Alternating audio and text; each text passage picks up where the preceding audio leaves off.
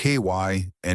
From high desert and the great American Southwest, I bid you all good evening, good morning, good afternoon, wherever you may be in all 24 time zones covered by this radio program. Here we are in the middle of the night as usual. This is kind of cool. Now, as you know, I keep you informed as the ratings come in. These are Arbitron ratings. And kind of an interesting situation occurred in Nashville, Tennessee, where we were on WWTN, and we switched over to WLAC in Nashville, a 50,000-watt giant blowtorch in Nashville, and we just got the ratings for Nashville because that, you know, this encompasses that change, and this is fairly amazing, actually. 12 plus, that means all persons 12 years old or older. We went from market position number 12 to market position number 1 in one book. Boom. And that would represent, we got to check this out for those of you who know about such things.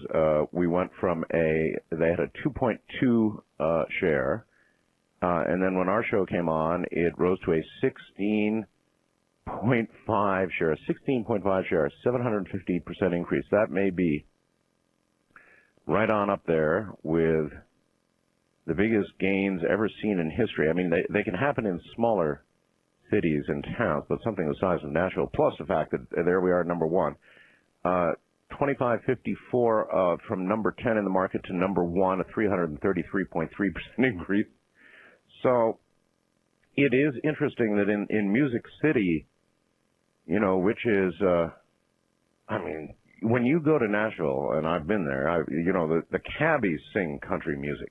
Everybody sings in Nashville. And so somehow, in this overnight slot, WLAC has gone straight up to number 1, and that's past all the other AM and FM, even country stations, and that's almost impossible. But there it is. So, let's see. News. The President, in his first State of the Union address, promises to eradicate terrorists and the terrorist economy, our recession. He's got very high approval ratings for what he has done thus far. He also warned of an axis of evil of nations like North Korea, Iran, Iraq, and said the U.S. would not allow them to threaten the world with weapons of mass destruction. Now, them their words carry some power, folks. These boots were made for walking, and we're liable to go walking all over their mass destructive capability. That's probably going to be one of the next wars that we're going to have. Well, this is all the same war, really. But if you interpret those remarks the way I'm sure they're meant to be, it's like, you guys are next, buddy. That would be North Korea, Iran, and Iraq. Bomb shelter time, folks. House Minority Leader Dick Gephardt expressed steadfast support for the President's war on terrorism, outlined a Democratic agenda that differs with Republicans somewhat on how to recover from our economic woes. It was pretty woeful on Wall Street. We'll get to that today. In fact, here, now. 247.51 points down, the Dow. NASDAQ, 50.95. Boy, it's like you can hear them scream, can't you? Enron Corporation, acknowledging on Tuesday that it just might have failed to disclose to Congress about half the money the energy companies spent on lobbying. Son of a gun, half the money. Now, it's hard to forget that kind of money. That had a total at least $1.6 million for the first part of last year. Serious money. They may have forgotten to tell about Congress to about half of that, or representing that much money. My. A man demanding $50,000, claiming to have a gun, took 9 employees hostage in a suburban L.A. bank on Tuesday.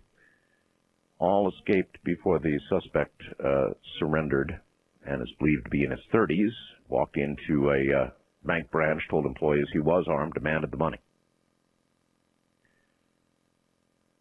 Governor Jeb Bush's 24-year-old daughter arrested at a pharmacy drive-through window Tuesday on charges of trying to buy the anti-anxiety drug Xanax with a fraudulent prescription. That's Noel Bush. Mike Tyson out of it. He was denied a boxing license Tuesday by the Nevada Athletic Commission. Over the hill from me here means Tyson cannot challenge WBC IBF heavyweight champion Lennox Lewis. So that one's off.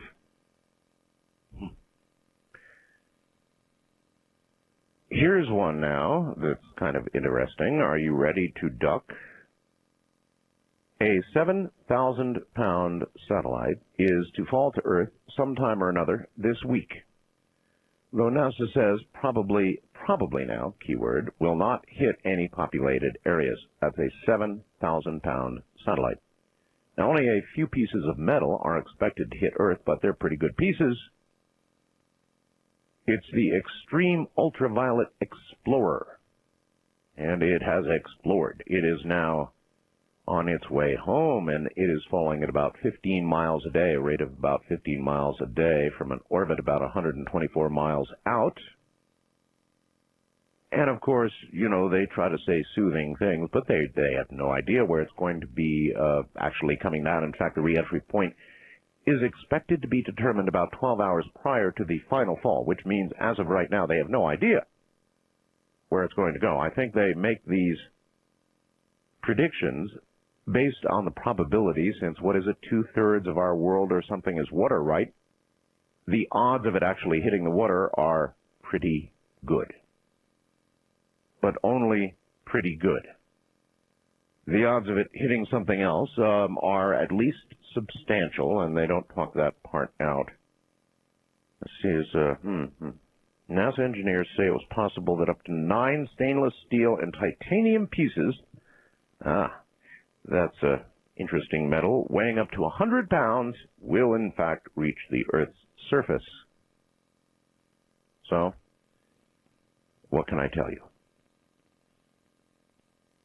Here's a pretty interesting piece of news.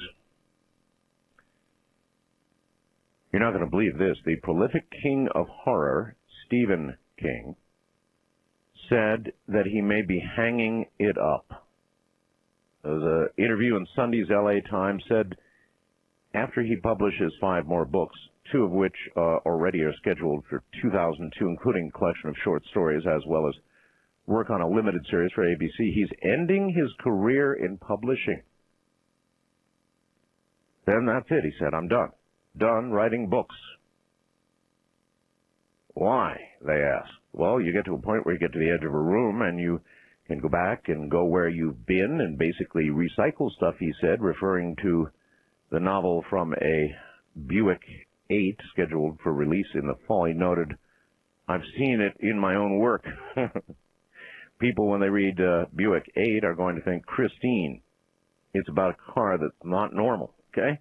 He added, you can either go out on top of my game or not.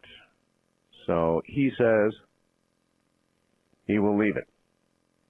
But I don't think so. Nevertheless, based on the even slim possibility that Stephen King might not write anymore, perhaps my network would be willing to go to work on trying to get Mr. King on the air. I would very much like to interview Stephen King.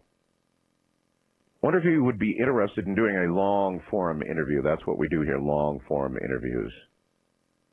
They're very different, very much more fun for the people being interviewed because you're not reduced to sound bites as you are on TV. Even the very best of television, and that's Larry King, you know, in a full hour, you get some substance out on Larry King. Otherwise, television is a wash. It just, you know. But here on radio, where we really have the time to get down and find out what somebody's all about, where you really get a feel for the person, I'd love to interview Stephen King if he's really, either way, he won't give it up. I predict that. You know, he might give it up, say, I quit, that's it, and go away for a while. But then he'll start thinking. And before you know it, he'll think of some new horror ditty that he can write that becomes day by day more irresistible, and every time he passes a computer with a word processor, a typewriter, however he does it, he'll be drawn to it. It'll be stronger and stronger, and eventually we'll have a Stephen King back, I would predict. But you never know. I mean, some people do that and just, they're gone. Again, reminding you, if you didn't hear it last night, Representative Dennis Kucinich has rewritten H.R. 2977, which originally called for the end to chemtrails, particle beams, electromagnetic radiation, plasmas, extreme low frequency, energy, mind control technologies, and all of that has now been written out of the bill. You can check it out. I think we've got a link on the website that will tell you all about it. At any rate, that's it. He's changed his entire bill as far as we are concerned. The things that interested us, which we were so amazed at, they're all gone. I wonder if and now he's probably not going to want to do the interview, right? We're going to interview him here. I bet he won't do it now. Because we'd have to ask, questions like, who came to visit you, Representative? How come you put it in the first place? And Representative, if you put it in the first place, it must have been because you were concerned about these things. You'd heard of them, obviously, or we would not have put them in your bill.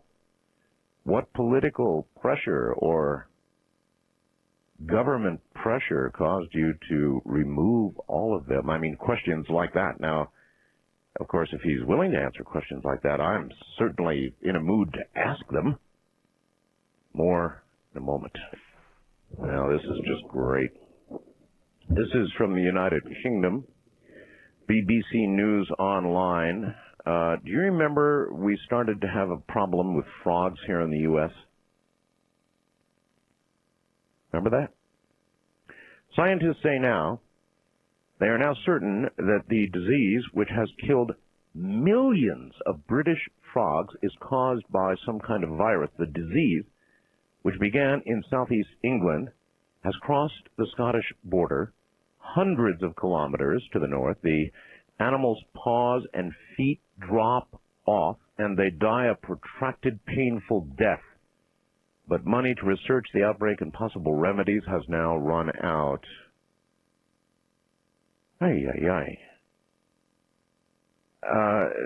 It's described as a living death. The animals take a considerable time to die, and there are some indications their numbers are permanently depressed in some areas.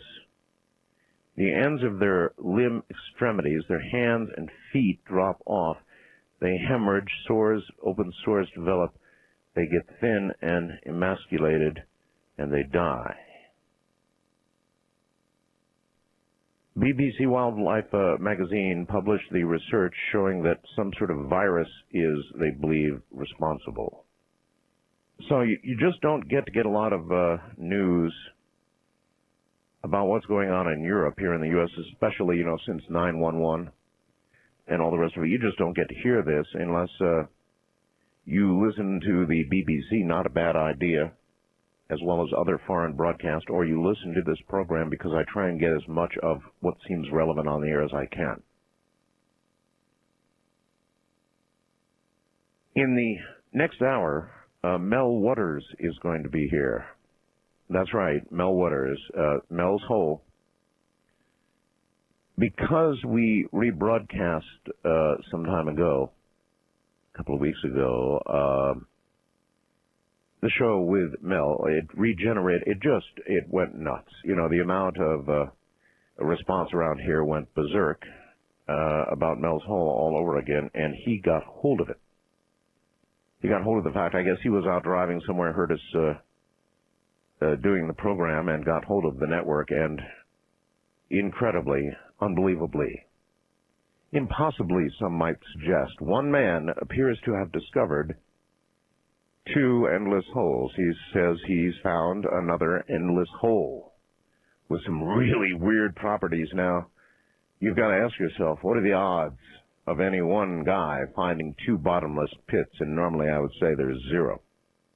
However, once you have found and have become famous for finding one, it's entirely possible that somebody would lead you to another if it existed. Now, that would appear to be what's happened here.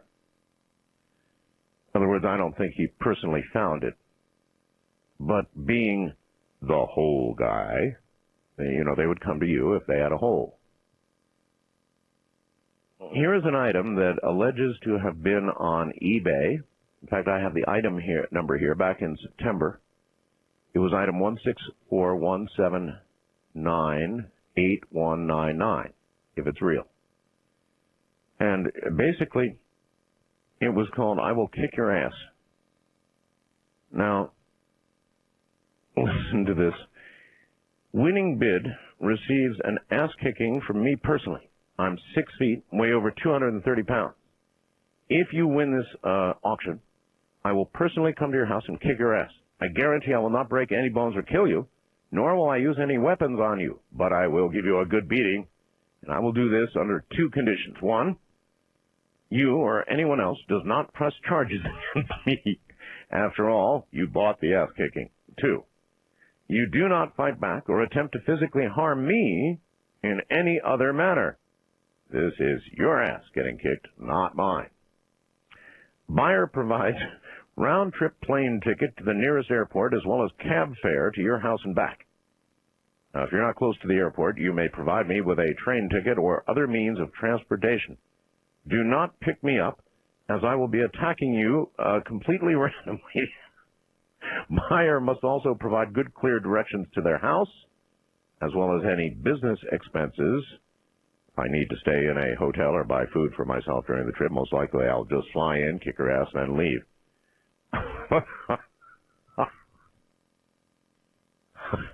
Upon arrival, I will select a random time to come over and kick your ass. It may be when you are sleeping or showering, or any other time during the day or night when you are most vulnerable. During this beating, I may damage one or more of your household items. If I have to break glass to get into your, wait a minute, page 2, if I have house, I suppose, yeah, home, or knock over furniture if you attempt to run from me, this should be expected by you and covered by my expenses. If you are married or have children, I may choose to slap around your family a little, but only if I'm feeling particularly generous. They should be informed of this and expected as well. Bidding starts at 1 cent, but remember the winner must pay all expenses for my travel if they wish for me to come and kick their ass. I will accept check or money order, or you could just let me use your valid credit card for a few days and we'll call it even. So this is a real ad. It alleges, I mean, it's got all the normal stuff up here in eBay, so it was probably on there back in September. Now, I know when eBay finds this kind of thing, as well as there were people up there selling their souls, you know, on eBay, and eBay also clamped down on that one as well. They should have. But you know what really bothers me about this offer? It's that I bet you there are people out there who took him up on it. God knows where the bidding went, or maybe eBay got this stopped before the bidding could really get underway. But trust me, it's a strange world we live in. Hey, it snowed here in Pahrump today. Strange world we live in. That's right, here in the desert near Death Valley, it snowed. By the way, looking further at this alleged eBay thing, the bidding had gone to $1.75. Now, it began at 1 cent. That means several people, or at least one, had bid on this item to get their butt kicked. You think I'm kidding? Keith put I sent Keith the link, and so he put it up. How do you see it? You go to my website, artbell.com, if you really want to. Go to program, tonight's guest info, where it will tell you about Mel Waters, and it says, news item, I will kick your ass. And my gosh, there's the link to this thing. So you can see I wasn't kidding you. All right, in a moment, open lines directly ahead. All right, now out into the night of the unknown. East of the Rockies, you're on the air. Hi. Hi, Art. How you doing today? Just spiffy, sir. From Boston, Joe, WRKO. Yes, Joe. 2 questions on Area 51. I mentioned this because you had Kunst on and you mentioned Nellis and you wouldn't get into something. But will you play the Jimmy Joe tape again? And I asked that because I think that Hutchinson may have had dealings with the government with Area 51. They took all his stuff. And how he does claim, but he doesn't. He didn't. I asked him about that last night, twice in fact, and he didn't really seem to want to go into the Area 51 part. Oh boy, how does one write to him without a computer? You forget some of us don't have computers, and I hate them because they don't work right, especially when you. All right. What you do is there are libraries, there are friends, there are various ways. He gave out his email address. I thought a very gutsy thing to do. When you give out your email address, believe me, on this program, that has meaning. And you're going to be busy for a while, maybe even a year. So just find anybody who's got a computer. They're awfully prolific now. In fact, you can see the world turning. And by that I mean businesses now are finding up to a quarter or even a third of their business is coming to them by the Internet. That's right. From a quarter to a third of a lot of businesses are done, and some are done exclusively on the Internet. So you got to wonder what's going to happen to the mall, huh? When everybody finally gets to the point where they can just do all their shopping from their chair, and it's pretty close right now. How's that going to impact all the malls across America, Canada? West of the Rockies, you're on the air. Hello. Art, this is Thomas in Mesa, Arizona, 550 KFYI. Hello. Well, I've been trying to monitor your program for the Mel Waters Marvelous Magical Mystery Holes. Yes. Interesting topic, and I wonder if they haven't had a formal volunteer. I'd like to volunteer myself instead of the poor cat to be lowered down the hole. Oh, the cat down the hole. No, don't pick on the poor cat because, we always have the advantage of putting poor Kitty in a carrier, right? Why, sir, would you volunteer to be lowered into an apparently endless hole with weird properties? Now, come on. What more noble a donation I can make for my life than to advance the cause of knowledge of my species? Well, what if you just don't ever come back? Then I'll be in the history books. And I'll be one of your missing entities, maybe a shadow person myself. That would be satisfying enough for you. In other words, how old are you now? I'm 38. 38. Not even to your prime yet. Well. And you would be willing to disappear down a hole so that you could have a legacy of someone who disappeared down a hole. It would certainly be an adventure now, wouldn't it? Like Alice in Wonderland. Maybe. All right, sir. You're crazy, but I appreciate your call. Of course I am. Goodbye. Goodbye. Why would anybody volunteer to do that? I mean, really. He can't be serious. First time caller line, you're on the air. Hello. Hello? Hello. This is Donald. I listen to WPPX in Atlanta. Atlanta, yes, sir. I was calling because a while back you were talking about entities and shadow people and stuff like that. Oh, yes, constantly. Whenever I was young, about 8 years old, maybe a little bit younger, I had, I would say, a good shadow person. They weren't black like a lot of people describe them, but it was like a radiant white. A good shadow person. Well, I would say that because I don't know what else to call it besides maybe a guardian angel. Well, okay. Well, it doesn't sound like a shadow person. It sounds like a guardian angel. And whenever I was 8, it told me that I don't need to worry that it was there to protect me. Yeah, Tom, see, that's guardian angel talk right there. And since then, yes, I've been in like 4 car wrecks, and when I was young, I fell out of probably a 3-story tree, and I didn't hit a single branch on the way down, and I got up without a scratch on me. And in all my car wrecks, I have never had a scratch on me. Not even a scratch? How serious were the wrecks? One wreck, I hit a tree going about 40 miles an hour. Oh, my God. Another wreck, me, my brother, and my 2 sisters were in the car. We went over onto the other side of the road. We jumped completely over about a 5-foot fence. Yes. 2.5 revolutions in the air. Yes. The car was upside down on a cement slab. Oh, my God, you should be dead. Facing the other direction, and we all come out without a scratch. And my dad is a firefighter, and he has a lot of friends that are firefighters that have come and looked at the wreck that said Impossible. People actually were alive afterwards. Then there are a number of ways you could look at your entity. Without your entity, you would have been dead long ago, or your entity is having a good old time with you. And or did you see the movie Unbreakable? Yes, I did. Have you considered that? I don't think so, because I do have one scar from whenever I had a glass jar dropped off a shelf and hit the side of my face, and I have just that one scar. That's the only scar on my body. In that case, I wouldn't challenge fate.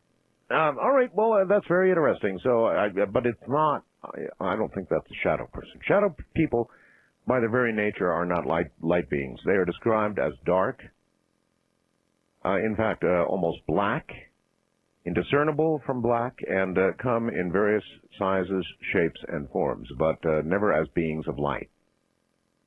So I think that's perhaps a guardian angel, although a question worth asking would be, with all of these accidents, one after another, that should have been fatal, if your guardian angel was really on the ball, why didn't your guardian angel stop those in the first place instead of just allowing you to come out of all of them without even a scratch?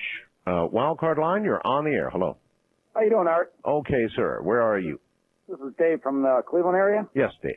Well, unlike a couple callers ago, I choose not to be lowered in that hole. But anyways, I was calling to find out if you've heard any other additional information on Mel's hole. Well, if you'll just wait 15 minutes, Mel Waters, or 20 minutes, Mel Waters will be here. And I'll do that. Not only will we find out about Mel's hole, but we'll find out about this new incredible hole that he has been led to. Well, that sounds good, because the last time I caught anything, it was just on the Best of Art Bell when you were probably out of town or something. That's right. And it was an awesome story, and I couldn't wait to hear some more about it. Well, the more part comes tonight. That sounds good. All right. Appreciate it. You're very welcome. Take care. East of the Rockies, you're on the air. Hello. Hello, hello, hello. No, guess not. West of the Rockies, you're on the air. Good morning. Yeah, hi. Calling from KRRM, Cream of Country, 94.7. Where is that? Grants Pass, Oregon. Grants Pass, yes, sir. Yeah, I'm a Bigfoot field researcher with the Southern Oregon Bigfoot Society. Oh, you are? Yes, and I had emailed you a while back, but apparently it fell through the cracks. But this research area that we've been working in, we found several families of Bigfoot in this area. You have? As a matter of fact, we'd been baiting them for the last year. What do you mean baiting?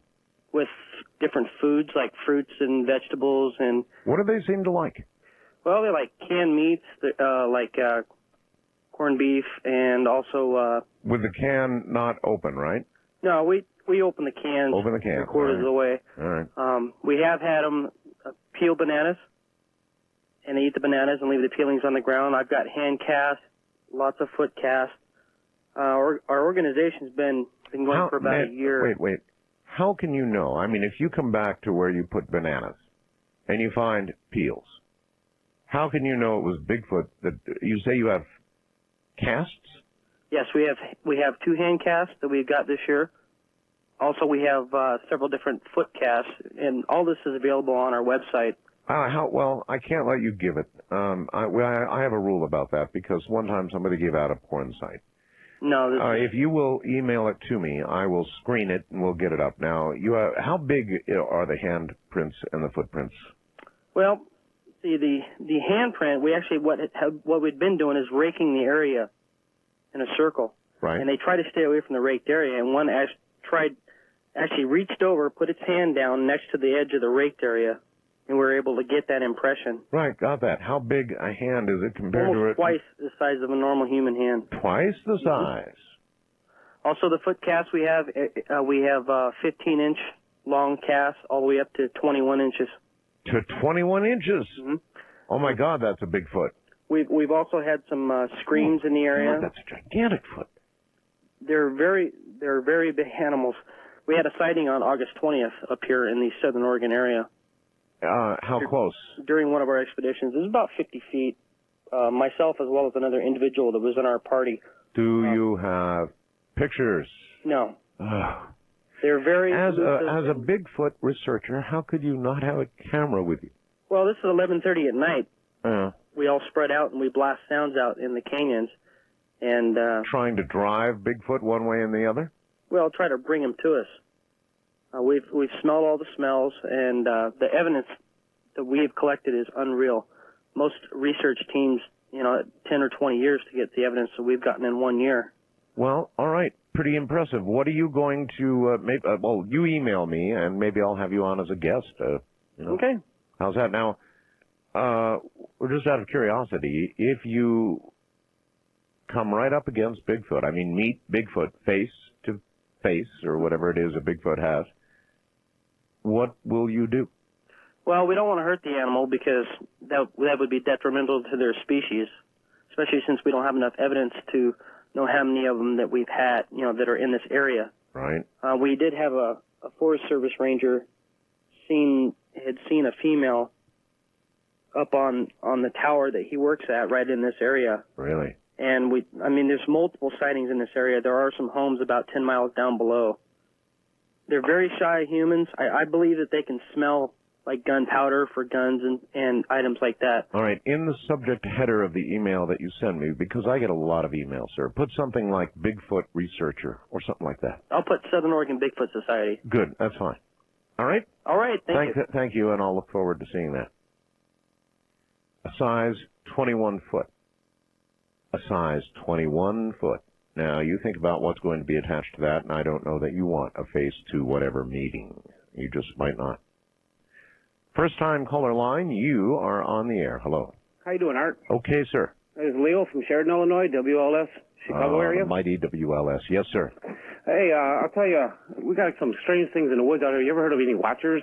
We call them watchers. It's something my kids and my wife, they're kind of astute to the psychic. Well, I'm certainly familiar with the term watchers. Let's hear how you apply it. What do you call a watcher? Oh, something that we feel is, we live in a very dense area along the Fox River, and there's something that feels like it's just staring at you at times, and there's other times it just seems to be really calm. I just stepped outside here right now, and I'm looking out in the woods, and I just heard a very strange animal that I've never heard before in my life. Just now? Yeah. It was about 10 minutes ago, and you never hear any footsteps. At one time, we heard a baby crying in the woods, and As in human baby? Yes, it sounded like a baby to us. And it was kind of very strange. Now, wouldn't that make you go and investigate, get a light, and try to find a human baby? Yes, I have a spotlight off an old squad car. And I usually shine it out that way, but you never see anything. I use my night vision. I'm a little leery about walking out in the woods because the coyotes, and there's been bobcats spotted in the woods out here since I was... Right, we've got them too. And it's just kind of creepy out. Lions, yeah. It's kind of creepy, but, it's really enjoyable where we live because it's very secluded. And, as far as Mel's Hole goes... I know, but if something's out there eating human babies, No, it's not something... it's not eating the baby. It's a baby crying, and it sounds like it's moving through the woods. Well, it couldn't be really happy at that time of night crawling along on all fours in the woods. Well, it's not a baby. There's not going to be a baby this deep in the woods. Hope not. No. All right. Anyway, Mel's Hole, you were saying something? Yeah, I'd go down it. I wouldn't have no problem with it. You would go down too? Oh, yeah. I'm all busted up from work-related injuries that happened in May, and I can't work anymore. Take out a life insurance policy for $500,000 or so. Now, which life insurance?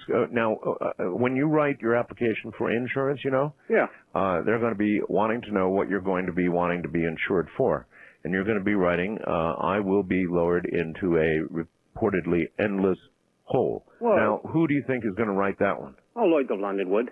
They insure everything. If they insure legs for some of the actresses and arms and eyes and everything else for models, why wouldn't they? What if the odds were pretty good that you would never come back? You would either be in an entirely new place or dead as a doornail. Well, I'd leave a rich widow. It's not really that concerned. That doesn't concern me so much. And how old are you? 43. It's a little early, like the last guy. I know, but the future doesn't look too good for my legs and stuff, and I'm kind of concerned that I'd be more interested in taking care of my wife and my grandchildren that I'm supporting. Well, I think you're both crazy as loons, but okay, as you would have it. is always precious, no matter what state you're in, pretty much. There may be an extreme there to be talked about, but I mean, people who have most of their faculties and their brain intact and the ability to move about, which you would have, legs or not, troubling legs or not. It's a little early to give it all up to be lowered into an endless hole, and I don't think Lloyd's, well, they might. Wildcard line, you're on the air. Hello. Hello, Art. I'm a second-time caller, and I was listening to your show one night last week when they were talking about the animal mutilations. Animals? Yeah, on animal Yes. mutilations. And someone said that they thought, your guest thought it was maybe the government cutting out parts of the animals to analyze for certain trace whatever elements. Well, that is one theory, that they're being taken out west to determine the effects of nuclear testing, or some people think environmental degradation is measured by cutting up cows and testing stuff. You know, there's a lot of theories. Yeah, but then I wondered if we couldn't ask your listeners if there's a higher incidence of certain types of illnesses that would reflect those type of chemicals or contaminants. That was just an idea that I had. Well, or if there are studies. Okay, well, all right. Well, thank you. There are a million studies about new emerging diseases and problems with both animals and people. And that's why there is so much speculation that these mutilations might be some sort of environmental testing to see what is out there or what is changing or what effects have occurred on those exposed to God knows what.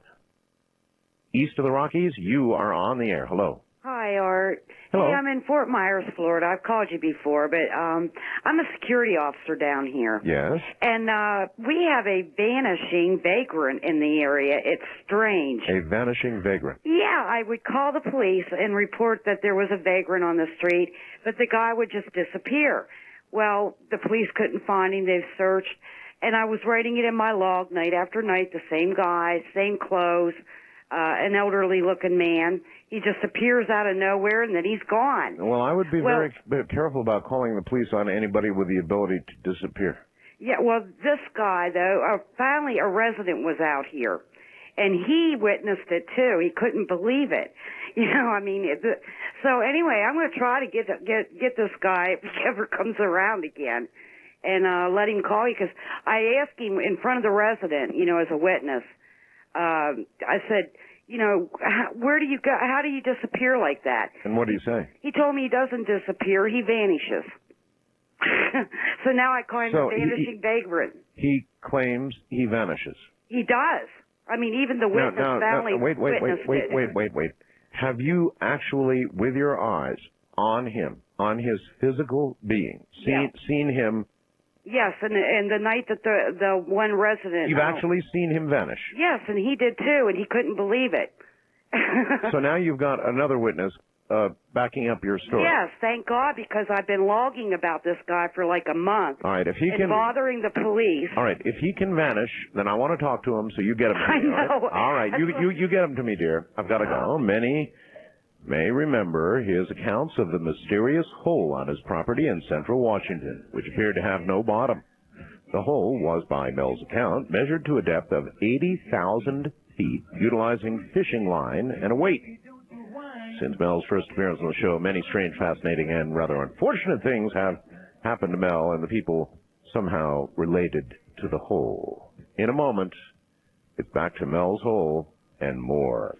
Here he is from, I don't know where he is right now, Mel Waters. Mel, welcome to the program. I'm here in the Pacific Northwest. Somewhere in the Pacific Northwest. Yeah. That'll do. First of all, it's great to hear from you, and I guess we heard from you, Mel, because, were you out somewhere when we did a rebroadcast of the original Mel's Hole thing? Yeah, I guess this was last week sometime, and I was coming back from Nevada, and we turned up... I get a lot of rides from truckers. You might find this interesting. I look a hell of a lot like Willie Nelson. Do you? I mean, people will come up to me, and particularly truckers, and say, "Do you know you look like Willie Nelson?" No kidding. And I tell them, "No, I'm not Willie Nelson. I am Mel Waters." And they know who you are? Well, they know exactly who I am. And next thing you know, I've got 3 or 4 truckers standing around me, and we're talking. And well, how do you get them to believe you? I once was out I've got an RV, Mel. Yeah.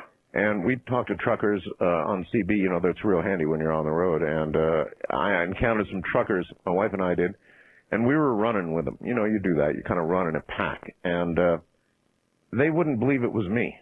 They said, your name is Art. You're from probably. Are you Art Bell? I said, yes, I'm Art Bell. They said, no, you're not.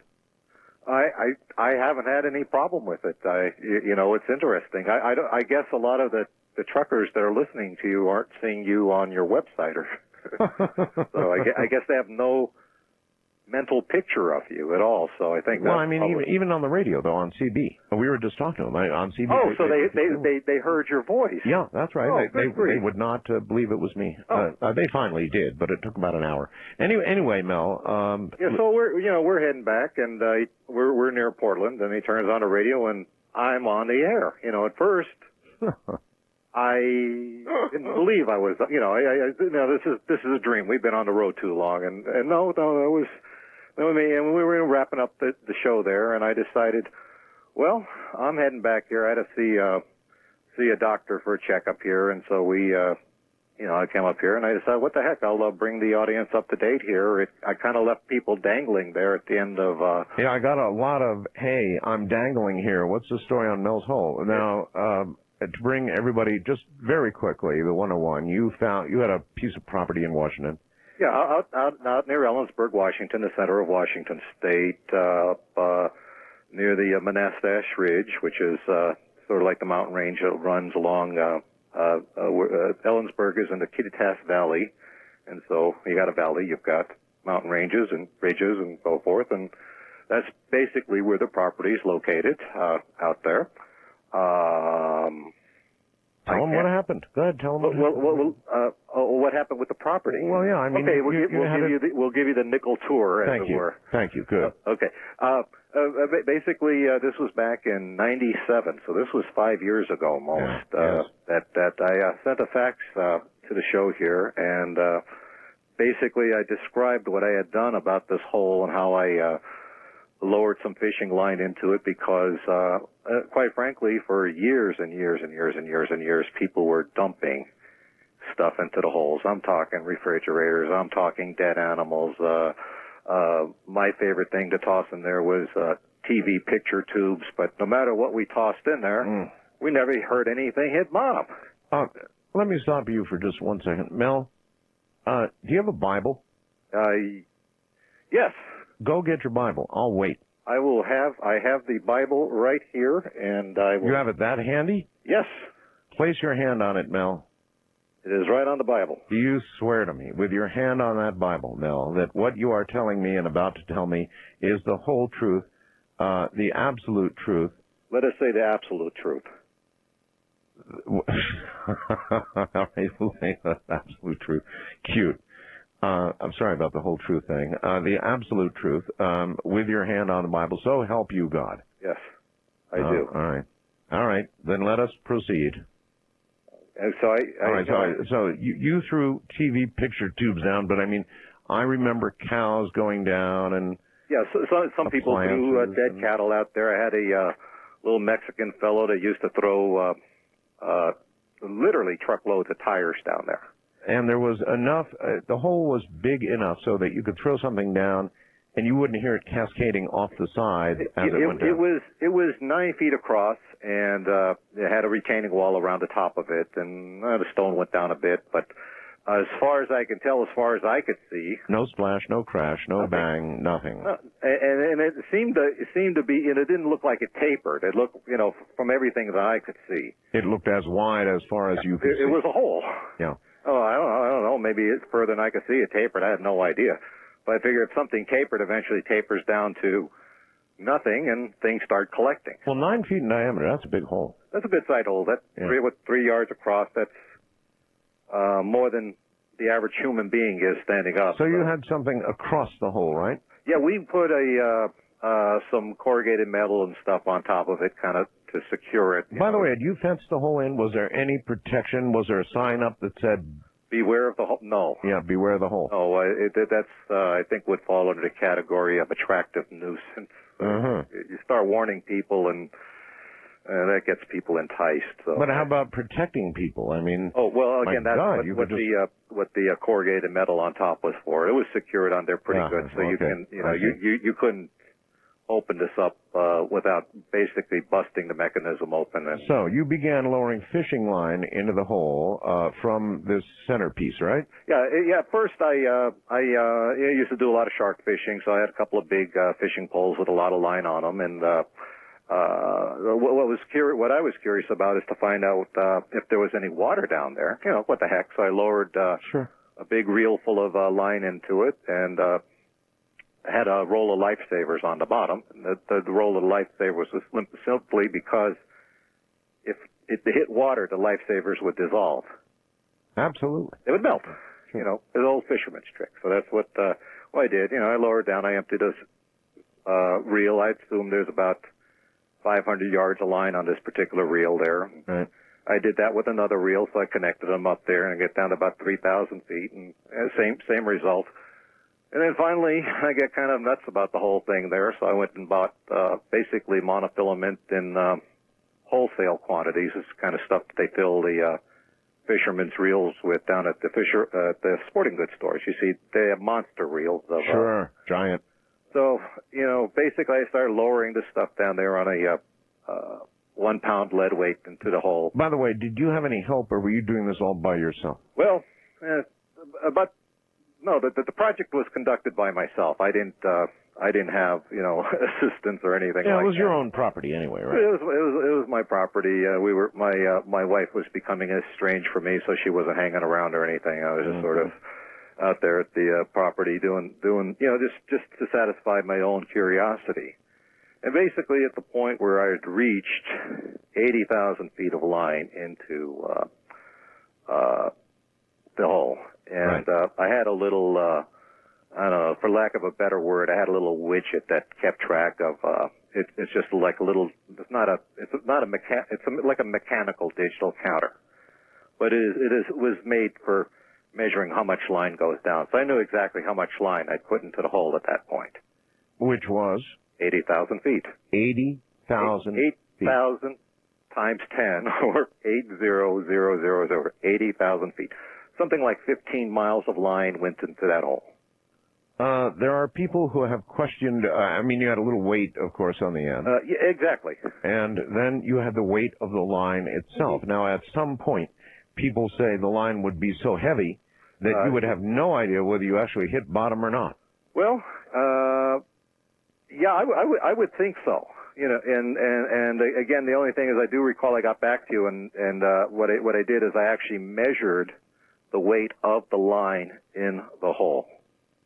Okay, I had a little spring fisherman's scale put on the thing, and I believe I had somewhere between, with the weight on the bottom, between 17 and 18 pounds of weight attached to the top. All right. That's well, that what would I have had been there. within the limits. All right. I don't know. I mean, it you know, to me, you know, I think about it now, and I think about what I've been through, and I think about all these things here, and I don't know what to make of any of this stuff. I don't know why. I mean, I know that.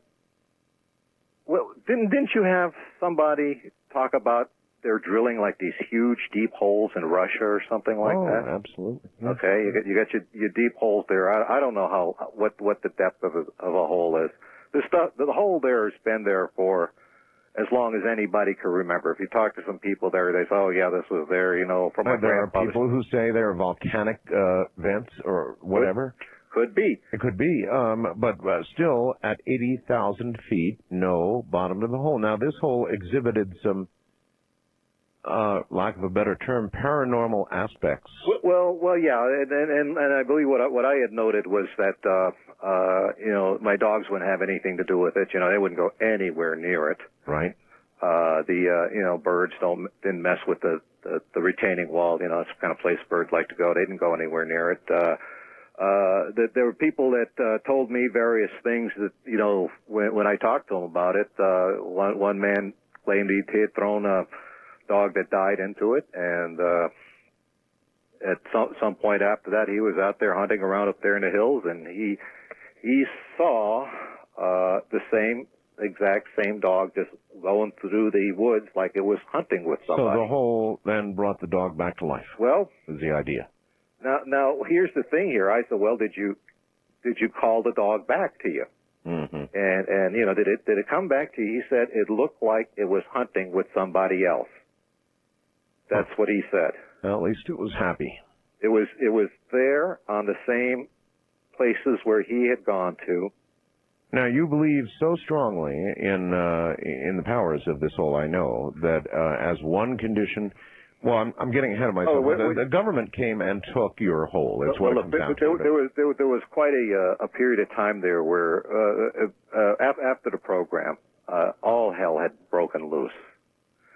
And I was going back to the hole. I actually wasn't living when I had talked to you originally. I was not living on the property. We had just had a really major snowstorm, like 2 feet of snow in 24 hours, and most of my trailer buildings and stuff were all caved in on the property. So it was a real mess out there. Anyway, I'd taken an apartment in town.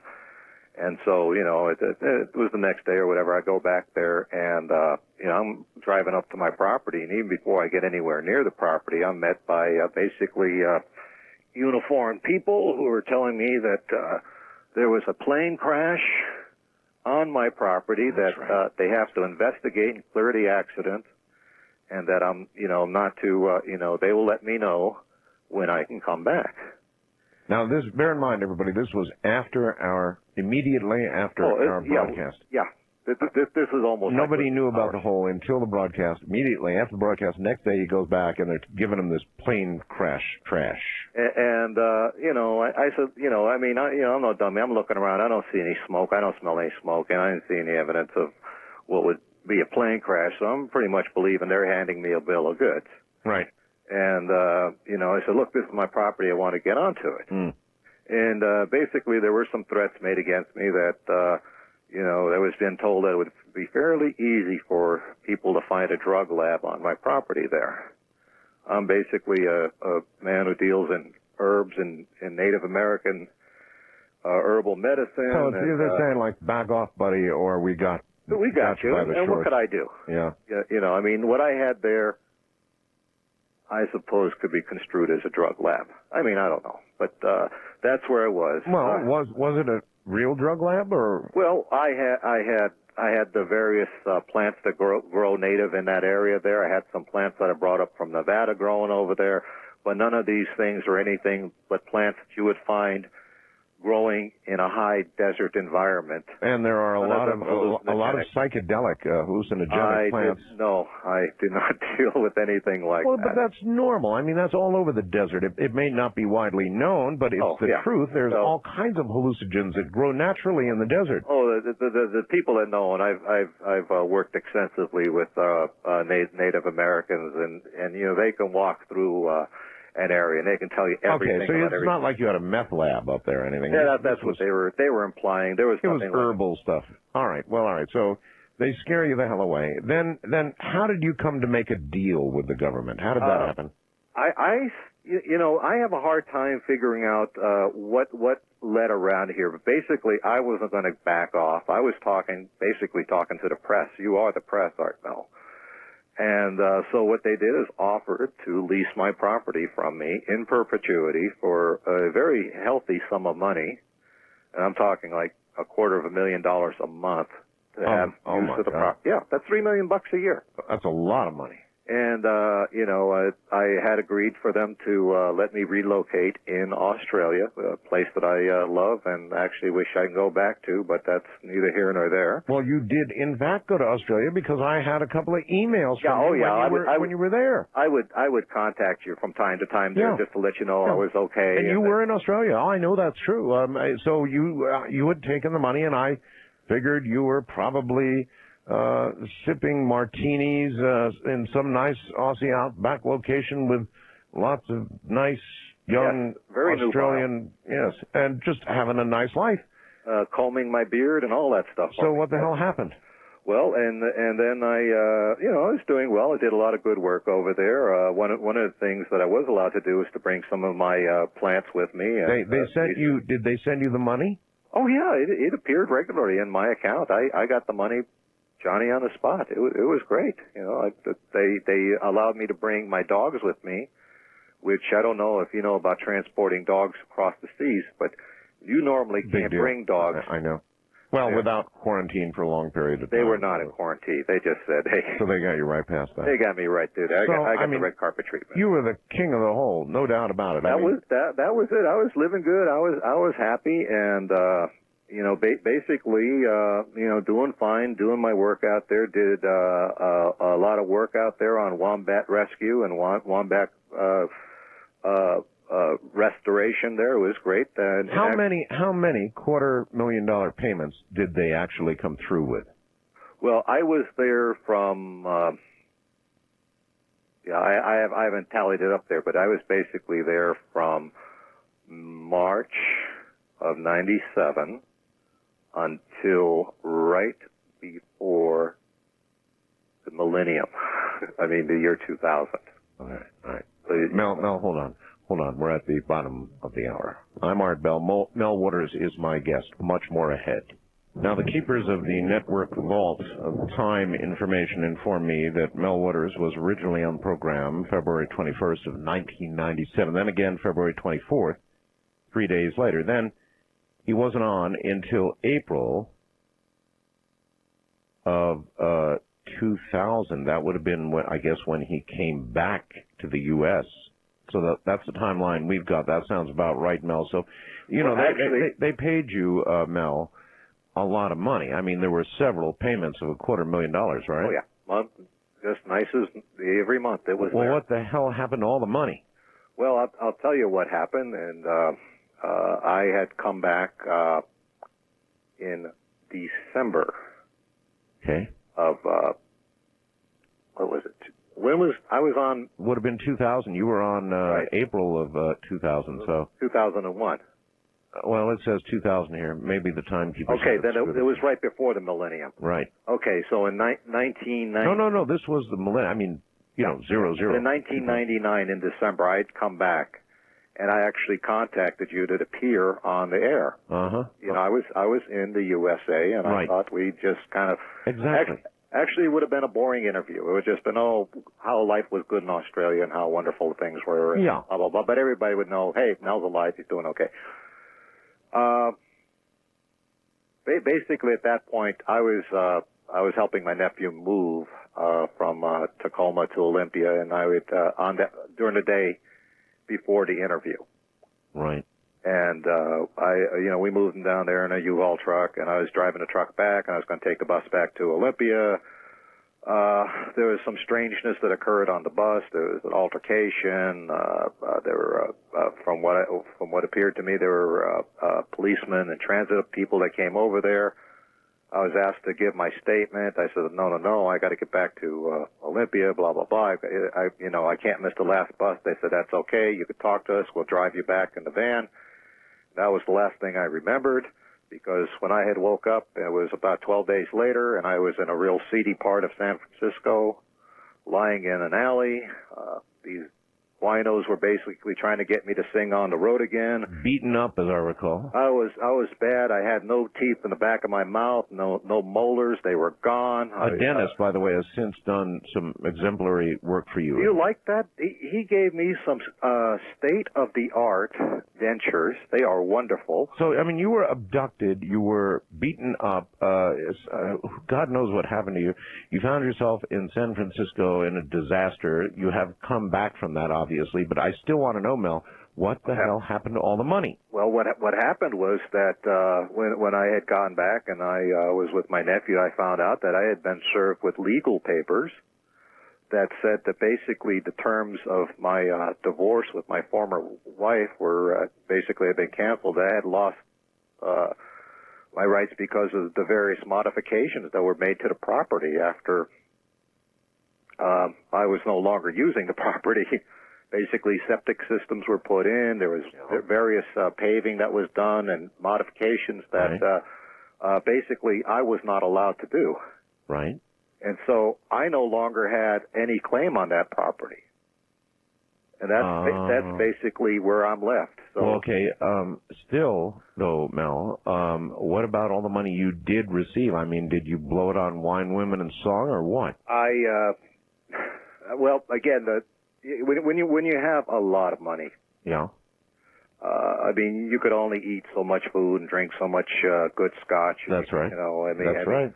And I devoted a good deal of the money. I had one for the research I was doing. That was my activity, and two, creating a facility for dealing with our wombat friends in Australia. Yeah, I know you were very concerned about that. I remember you were writing about wombats. I am so proud of them because if you go now, so your money went to the wombats, really? The majority of it, but right after that, then I tried to access my money. My money wasn't there. I had sent emails to my colleagues in Australia. They said my whole facility was dismantled over there. Oh my God! Everyone was given a severance check because I had various students and various people working for me there. Because I'm not a veterinarian or anything like that. So again, you can go through money, quite a bit of money there, and I was glad to do it.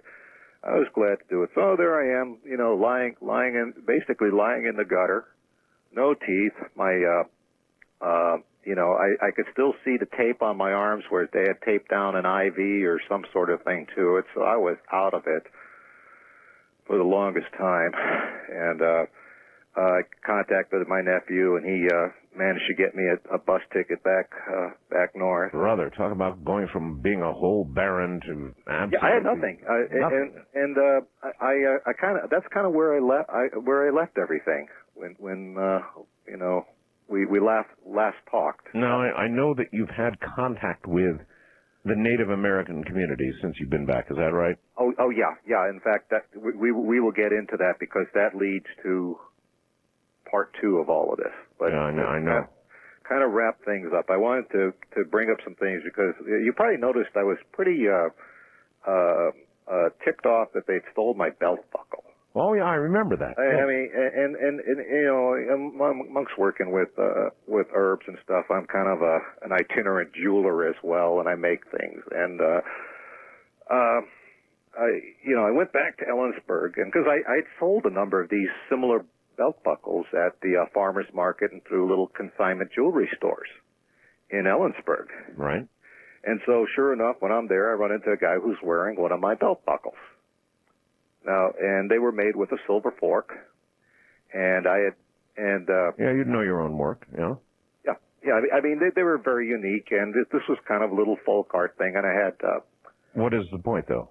Well, the point is that I kept on thinking, why would they take my belt buckle? Hmm. That was the thing. I mean, this was very personal item there that would, I had another belt buckle on my belt. You see what I'm saying? Why take a man's belt buckle? Makes no sense. Yeah. So anyway, I run into this guy and I said, "Hey, you bought one of my belt buckles?" He goes, "Oh yeah, I love this thing." Anyway, so we take a look at it, and we're looking at it, and basically the motif on there is I had 3 coins, that I had affixed to it in bezels. Right. There was a coin with Winston Churchill on it. There was a coin with Joseph Stalin, and there was a coin, dime with Franklin Roosevelt. Rather distinctive, yes. Well, this was folk art representing the great conference that they had. Gotcha. So we're looking at the coins there, and we're noticing there it is a 1943 Roosevelt dime. Yeah. Franklin Roosevelt was still alive in 1943. That's a good point. You're sure? Yes, absolutely sure. Absolutely sure. It was a 1943 dime. Well, that just makes no sense whatsoever. I found on my property, I'd cleared the land, I found that Nazi sort of gun there. It was a P-38 that I gave to the landlord as a deposit. I recall, yes. And we dig up all kinds of things, bits of metal and stuff like that. Well, I found one time I was digging around there and just rooting around, I found one of these red Chinese lucky money envelopes, the kind the Chinese give it to each other on Yes. On New Year's? Yes. and had 10 of these dimes in it. So I got 10 dimes, I'm making, these belt buckles. I put one in each one there. So we're examining this dime here with this fellow in Ellensburg, and it struck us at the same time. I mean, when I told you 1943 Roosevelt dime, you thought, okay, well, it couldn't exist. We had a dime that there's no way it could exist. Right. But it looked just like your normal dime, but from 1943. And the only other thing that was kind of peculiar about it was that it had a B as in baby mint mark on it. Now we have S for San Francisco, P for Philadelphia, D for Denver. Correct. But I have no record anywhere of a B as in baby. Or Boston. Boston. Could be Boston. I don't know what it was, but I know of no B mint mark on a dime. So anyway, this guy is really curious. He decides to go see a big-time coin dealer about this coin. And he goes in there, and the coin dealer takes a look at it, and he just is like, mouth is hanging open. I'm telling you, I'm relating the story from my buddy. Okay. He looks at this thing, and he's just flabbergasted. But what I don't understand is how all this relates. Well, it ties into why my belt buckle was taken. Oh. Because it had the same coin on there. Oh. Now, are you fairly sure it was not the same belt buckle? I had made a series of 10 of them. I made 10 coin. I had 10 of those same coins. I understand. So now, was this the same belt buckle? No, it was one that he must have bought. Okay. Okay. All right. Would you have any way of knowing if it was the same one? No. They were they were all custom made, so each one is a little bit different. Gotcha. Okay. And I would know for a fact it was not the one I wore every day of my life. All right. But he took it to a coin dealer, and the coin dealer was just amazed. He had he couldn't even begin to grasp what he was holding in front of him. He started telling him, I don't know. This could be a prototype. Well, nothing explains it. I mean, time travel, what would explain... But something created before Roosevelt would have even died, when they created that dime, they went to, they sped up the process to get a Roosevelt dime after he died. But there's nothing that explains it. The guy offered him a huge amount of money, the coin dealer. Said, here, I'm going to write you a very substantial check. You give me the dime. The guy says, let me think about it, okay? I'll give you my number, you give me a call, and I'll let you know what I think. Make a long story short, a day or two later, this guy is visited by Treasury officials there who said they have to confiscate this coin from him for some legal reason or another, so they took the coin away from this. Should have made the deal the day before. He should have made the deal.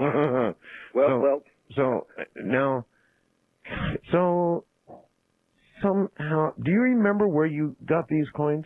Yeah, they were on my property. They were on the property. Showed up laying on the property? No, I was actually digging around there, because I turned a lot of dirt over there to plant stuff and grow things there. And I think about this, and nothing explains it. I mean, time travel would not explain it. The only thing that I even began to think about, it's like over the years I didn't pay attention to it, but it was like, I don't know if you've ever noticed this, but in the middle of every intersection, on the road, yes, there's always a little pile of nuts and bolts. If you drive by, you'll notice them. Yeah. Little springs right in the middle of the intersection. Yeah. Stuff that falls off of cars. Right. And it seemed to me like that property was like that. All kinds of odds and ends were over there. I mean, why would I find an old... Well, it's strange that you would mention all of this now. I remember you're telling the story of your belt buckle being gone, but you didn't go into the detail about your belt buckle before. No, because I didn't know the significance of it. I just looked at it as a couple of old silver dimes. So now suddenly you relate it back to the hole in the property. Exactly. I see. Exactly. So I got this, so that kind of explains why the buckle would be taken from me. I suppose so. It might be proof of something other than who it knows should be. what. Yeah. But that happened over there. And I just wanted to bring it up today. I haven't been able to track down my former wife at all. I mean, she is just like vanished. I don't know where she is. I don't know what name she's going under. I have no idea. All right. Here's a question for you, Mel. Yeah. The military obviously still is in possession of your property, yes? Well, we have been saying military. We have been saying government. Whatever, whoever they are, they've got it, right? There is someone in possession of the property, yes. So if a person were to go to this property, they would be halted or stopped before they could go on and make any sort of investigation or whatever, right? I'm going to assume a number of things since I have not actually gone anywhere within 5 miles of the property since then, that there's a chain link fence around it, and there's probably a sign that says agricultural research, do not enter, or something like that. That's what I'm going to assume. Okay. Okay? I'm also going to assume that what it looked like when I owned it or had it in my possession, it doesn't look like it now. I will also clue everybody into one thing. Art, are you familiar with the Terra server? Yes, that's the satellite imagery? Yes, you can get satellite imagery of almost any spot on Earth. Okay, you go to the Terra server. Yes. And you go see the pictures where my property is in the Monastash. All right, well, why don't you tell us how to do that? In other words, what specific photograph are we looking at? There should be a number or something. Well, yeah, I don't have that handy, but if you found Ellensburg, yes, and you zoomed out, so the picture got smaller, right, you will see where my property is, and it's very easy to see where it is. And in how would we identify it? Because it has been expunged. What do you mean? Those pictures do not appear on the satellite server. The ones taken in June of 2000. Well, instead, where your property ought to be, what do we see? 2 white squares. Are you serious? Absolutely. You go to Terra server, that's provided by Microsoft. I'm not going to give any URLs. No, a lot of people know how to do it. And look up Ellensburg. Right. Zoom out. Right. So you get and then you will see over where the Monastash Ridge is. Yes. My property blanked out. Actually, quite a bit. There's quite a few. Wow. So that is, you don't have to go by what I say. Oh, no. Listen, you can look at it yourself. Trust me when I tell you, one of my listeners, within the hour, I can guarantee will find the exact photograph you're talking about, if it exists. Yep. Send me the URL, and or send Keith the URL, and we'll get it up and take a look. And you're claiming it's not there. But it has been expunged. Well, expunge away they might, but that still would identify the exact location. Well, it still covers a lot of ground there. But where it is, and I assumed that because this picture was taken in 2000, okay, I believe it was in June or something of 2000. Right. That there's been a lot of differences made in that area.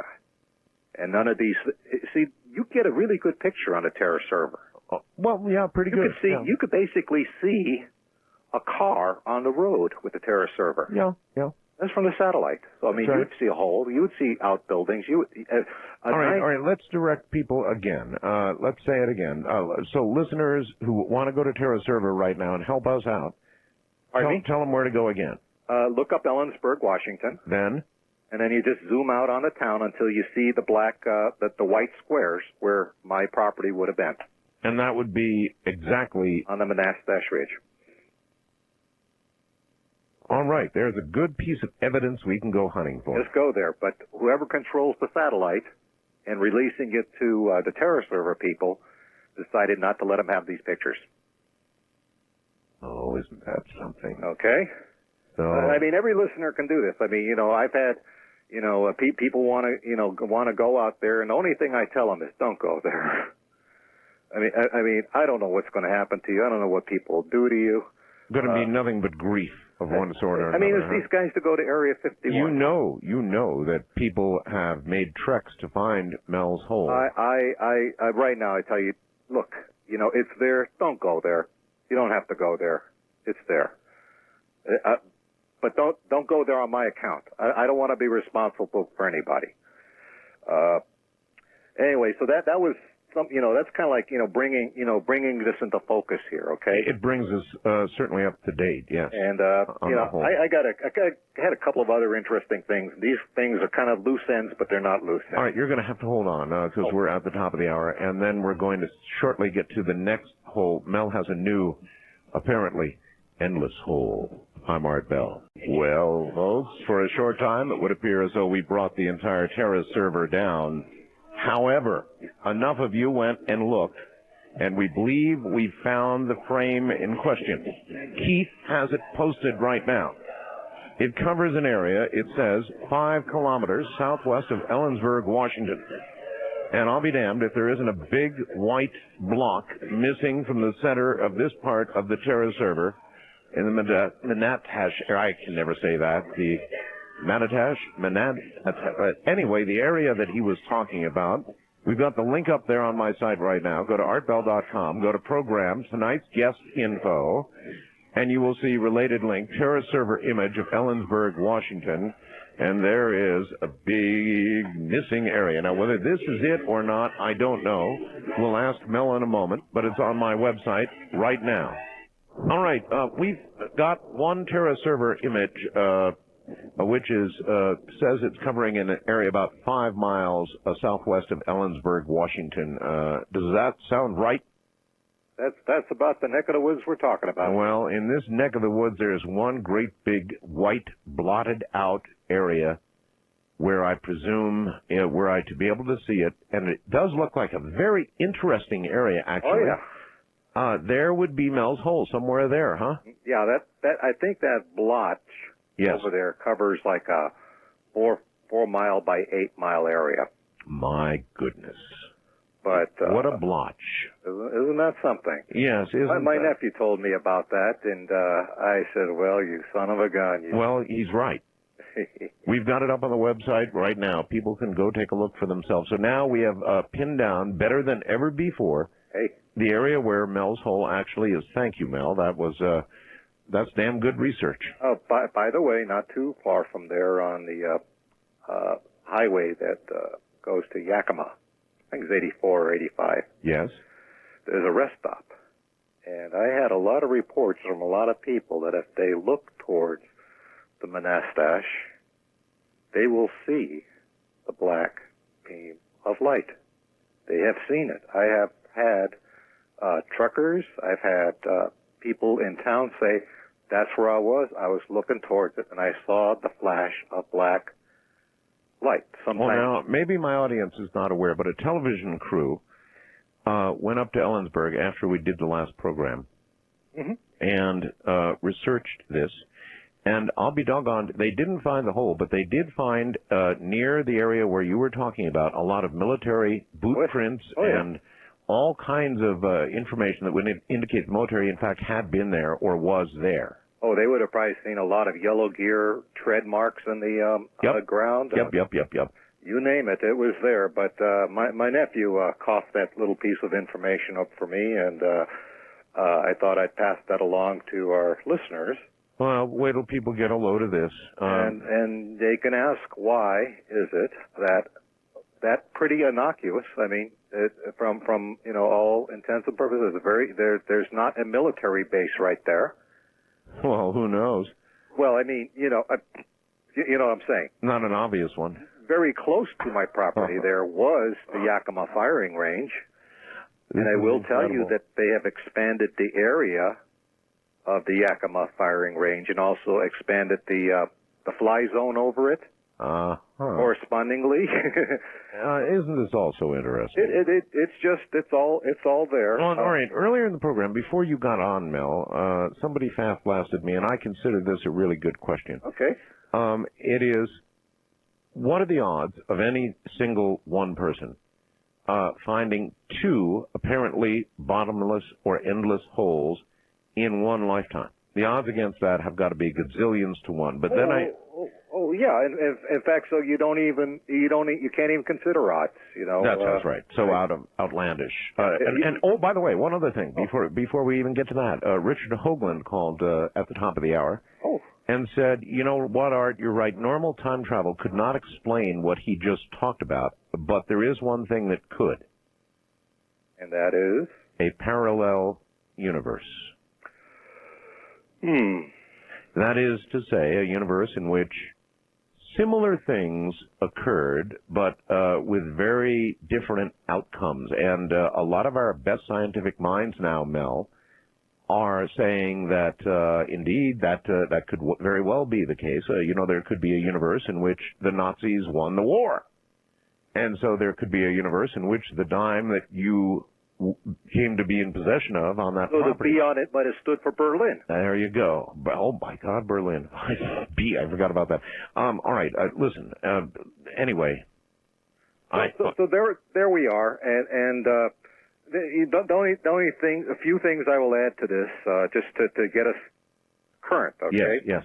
Is that I had reports from some of my trucker buddies, ones that he delivered a huge quantity of fiber optic cable. Really? To a warehouse in Ellensburg. Now, okay, I don't know, we're talking a huge quantity of to a warehouse. Now, let's see, what might they want to do with fiber optics? But he told me that all the guys that were there, that were in the office there and at the warehouse where he had to unload this stuff, they were all Israelis. What? They were all Israelis. Now, it's really going to tick me off if the Israelis have our hole. Well, this is what he told me. I mean, that is our hole. It's a U.S. hole. It's on our land here. That's right. But he said that the people that took delivery of that were Israelis. Now, I talked with another trucker. I love the truckers. The truckers are... I can tell. I love them. They're good guys, I know. Oh, they're the best in the world. They are. They actually are. Delivered, apparently, to the same warehouse, a number of crated instruments, large crated instruments from Lawrence Livermore Laboratory. Oh, gee. California, ended up in a warehouse facility in Ellensburg. So that's pretty much where I am with Ellensburg. I told you about the coin. I told you about the deliveries. Yes. Pretty much up to date. Now it suddenly brings the whole belt buckle thing down in San Fran into focus. My God, that's incredible now. That's incredible. I mean, you know, it's funny, Art. You look at some things and you don't put two and two. You say it's a dime. I mean, I told you about it. It's a 1943 Roosevelt dime. Yeah. What the heck? That's a dime. What are you, going boo-hoo about your dime? Until you realize... Well, it then. finally all drove it home to me. All right, well, all right. Again, that was me too. I had these things in my hand. I did little soldering around them and stuff. I mean, sure. So don't feel bad. All right, now let in view of time here. Okay, let's move this forward. Let's. You connected obviously because I guess of the plants that you grow, the herbs and all the rest of it, with Native Americans, right? Yeah, and all I'm going to tell you about them, I don't want to give the name of the tribe because I don't want a bunch of people running down to me there. These are very poor people. As you know, a lot of the Indians on the reservation are very poor people. Now, this is in Nevada, right? In Nevada. Okay. Here in my state. And there are tribes up there that... Well, because of the kind of work you did, the metallic work you did in belt buckles and the herbs you grew, I can easily understand the connection you would have with some Native Americans. So you connected with these Native Americans. Well, they connected with me. They actually contacted me through email. Oh. And said, look, would you be interested in coming down and discussing with us, what you're doing, the research that you're doing, and, talk about, I have believe me, Art, I have no commercial interest in this at all. But they do. Okay, that's fine. Okay? Fine. There's not going to be a patented bottle of Mel's magic elixir here, okay? Okay, fine. This is their thing. But we swap notes, we talked around a lot, and there are some specific... they knew who you were because of my program and the show coverage, and okay. So I went down there, and this was in early September of last year. Oh, okay. So this was actually before 9/11. Right. Okay, but shortly before that. Early September. I was pretty much incommunicado basically during that whole time, and strangely enough, so a lot of this stuff is news to me. All right. we're over there, and they had done a lot of good work. They had cataloged a lot of plants. We talked plants. I'm sure all this plant stuff is boring.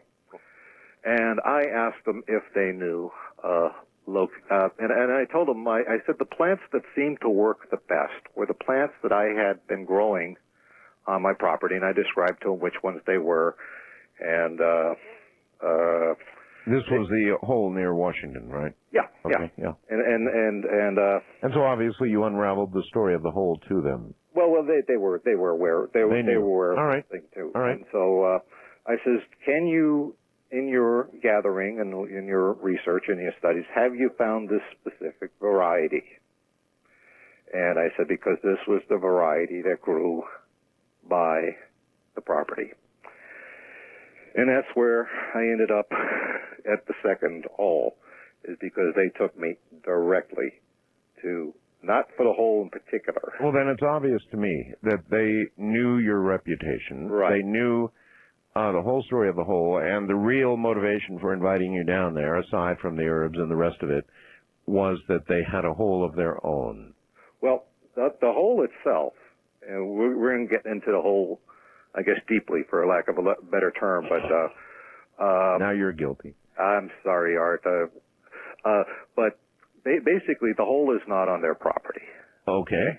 I mean, they basically, their connection, to get from the reservation or where the Indians are to the hole is they know but where it is. You're telling me this hole is in my state?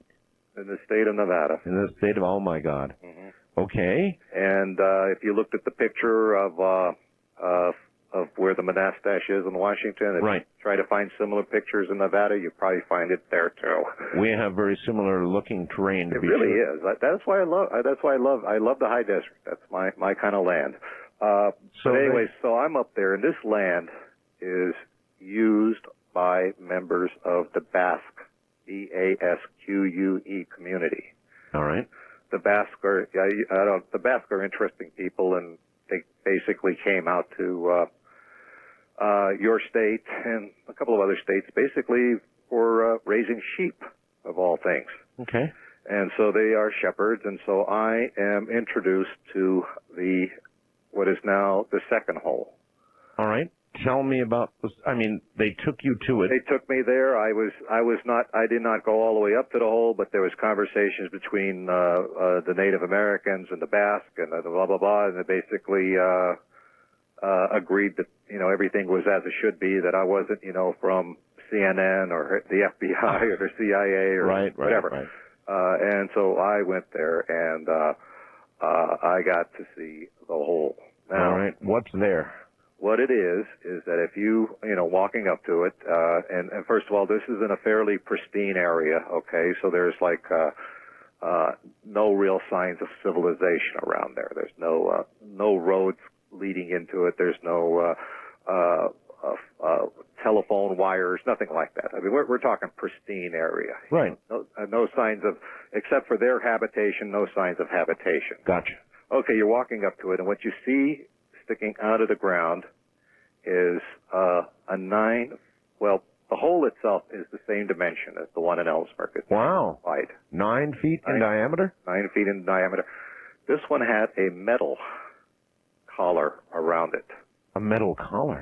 Solid metal collar. That rose from about 2 feet high and about 2 feet deep. Metal collar, and it had some notches in it that you could look like, in my estimation, you could mate something with it, to lock it in place. And it could possibly have been like a locking collar. You mean something was, in other words, it looked like something intended to lock to it from above? Exactly. Something would be lowered onto it and locked into place. Okay. But the Basque tell me that this property, or this hole here, has been there for all of their experience, and they have been there since the 1800s. Just the way it is, but the same hole. On not their land. They don't own this land, Art. This is probably U.S. government land. Well, the majority of land here in Nevada is BLM. Well, exactly. Bureau of Land Management. It's not, they don't own it. They use the land. They graze sheep, blah, blah, blah, that sort of thing. And how long have they known of this hole? Do you know?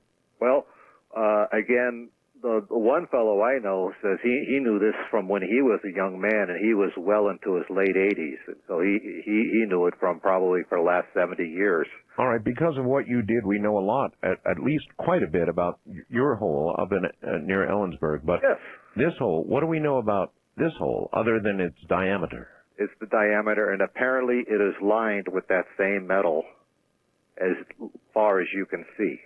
You're kidding. It is solidly lined as far as you can see. So this is not a natural hole by any stretch. There's nothing natural about this hole at all. Nothing. Can you tell what kind of metal it is? No, but I'll tell you one thing, and it was kind of an accident.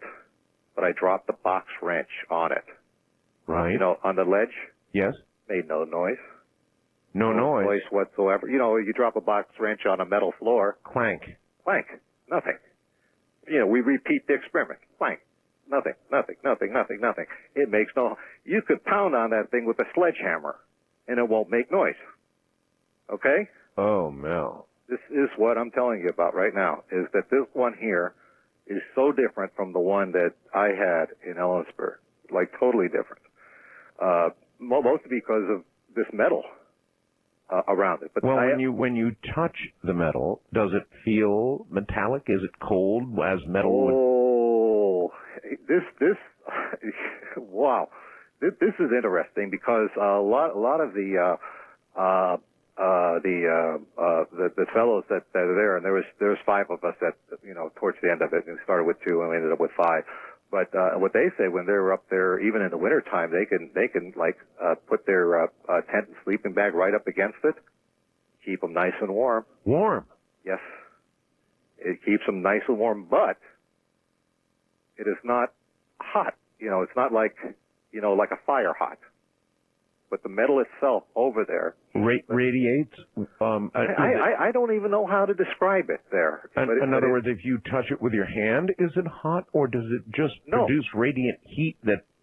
There is heat around it, but it itself is not hot. How does that sound? This is really weird, Mel. So they are, you know, that's what, you know, that's the thing there, and so we have this you know, hole in there, and again, from my understanding, they have known about that hole up there. It's it has been known since the 1800s. It has been known exactly the way it is. I can tell you that some of the people that I talked with towards the end of everything on my way back said it was a spiritual site for them up there. I asked the native... Spiritual site. All right, hold it right there, Mel. Good cliffhanger point, so to speak. Sorry about that. Mel Waters is my guest, and we're beginning to hear about a second hole, oh my goodness, right here in Nevada. Mel has confirmed one thing for us. We found the image on the Terra server that Mel refers to that has a big white square, exactly where Mel's hole would be in Washington. Now, Mel is connected with Native Americans here in my state, in Nevada, and the Basques, and they've led him to this second well, covered with metal. It's got a metal collar all the way around it, and get this, folks, going all the way down inside the well. The metal continues as far as the eye can see, or as they have been able to thus far detect. More in a moment.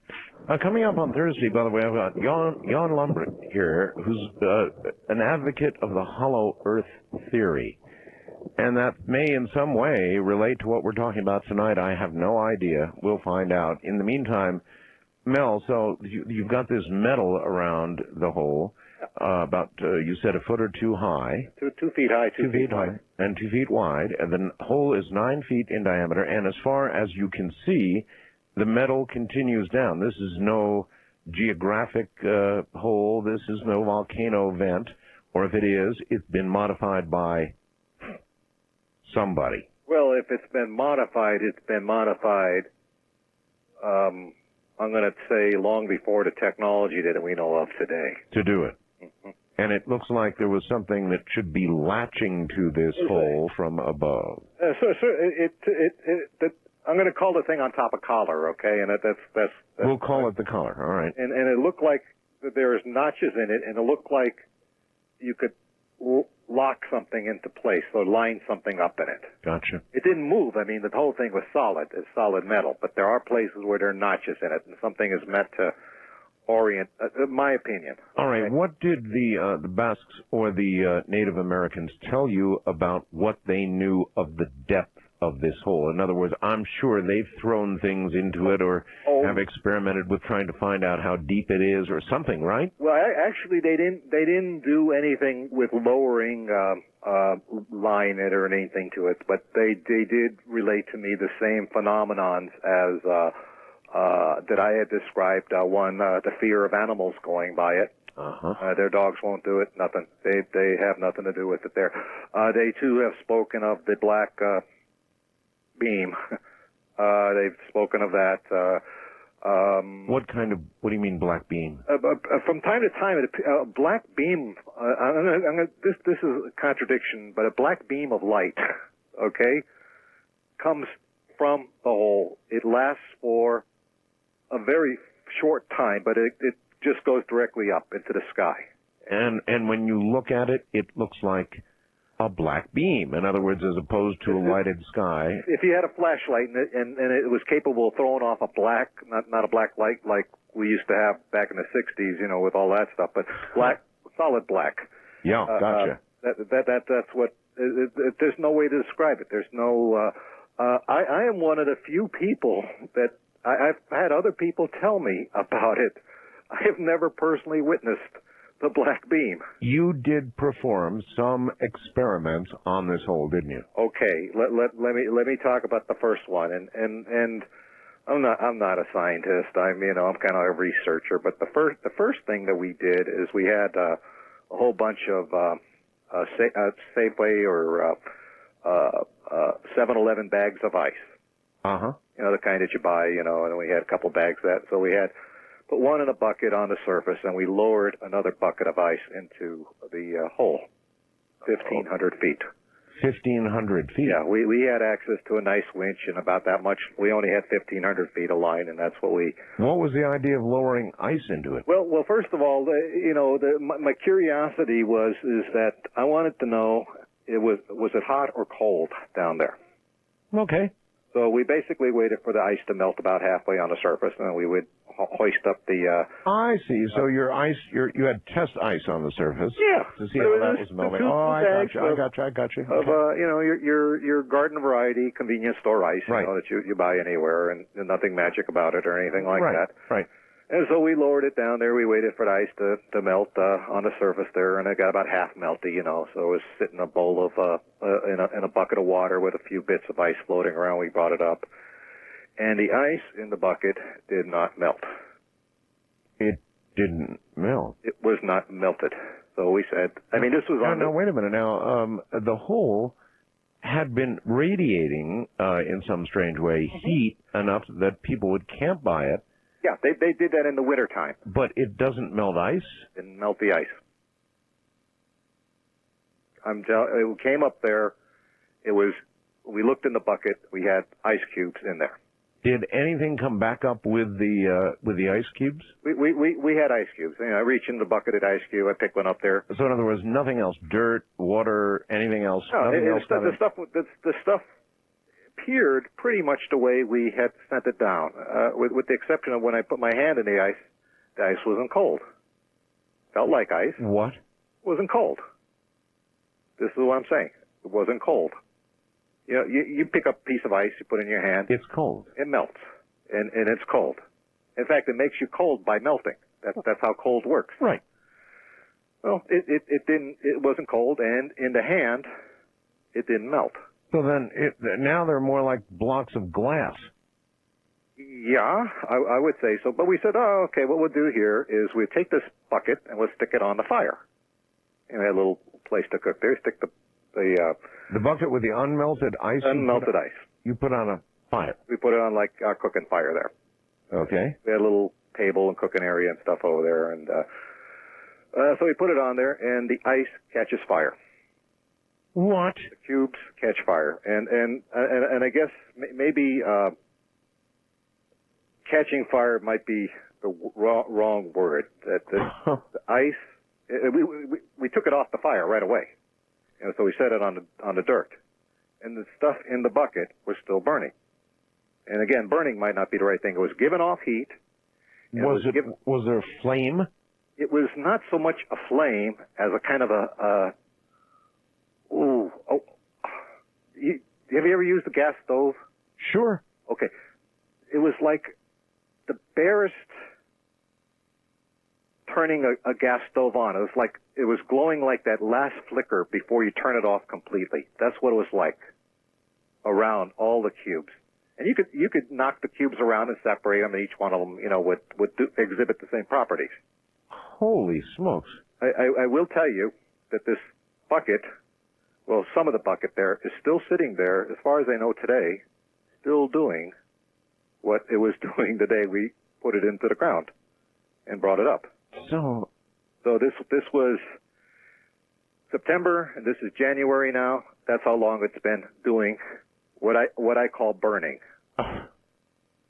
One guy took some of the stuff home. He put it in his wood stove, and he's got a cabin out there, and it gets damn cold where he is, and the thing has been keeping his place warm.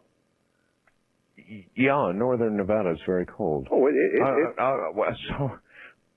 so this is like giving off eternal heat. I'm not sure I've got this right. It makes it look. It was neutral when it came out of the well. It was neutral. In other words, we put it on the fire, and it appeared. Again, my terminology. This is very bad because it acted like a fuel. It will look like if I understand combustion. It was like it was doing combustion in a different way than we would attribute combustion to, mixing air with fuel and creating heat and flame. It was doing kind of the same thing, is what I'd like to say.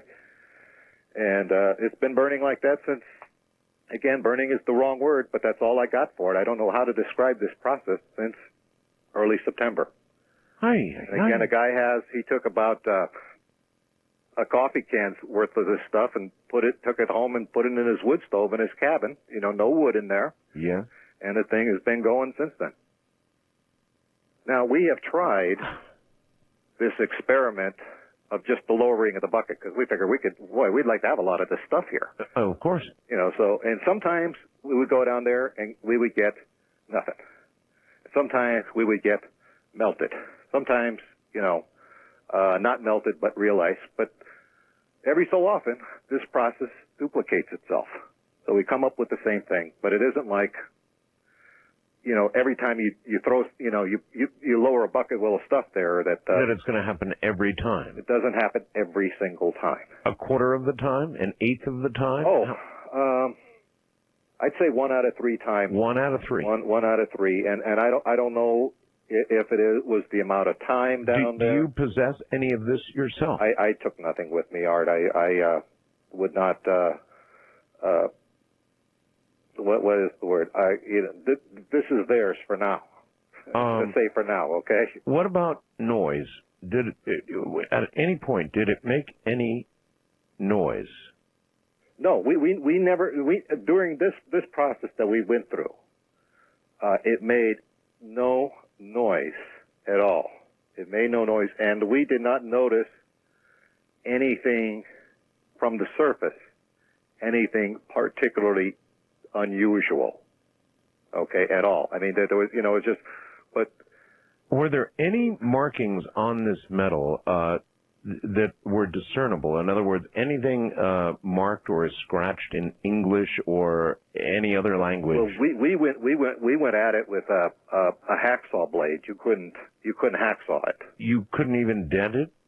No. The metal itself, from what I can determine, and I mean, normally if you have a metal thing that's hollow, you could tap on it, and you would hear that it's hollow. Right. But with this thing here, if you're beating on it with like a tire iron, it doesn't make any noise.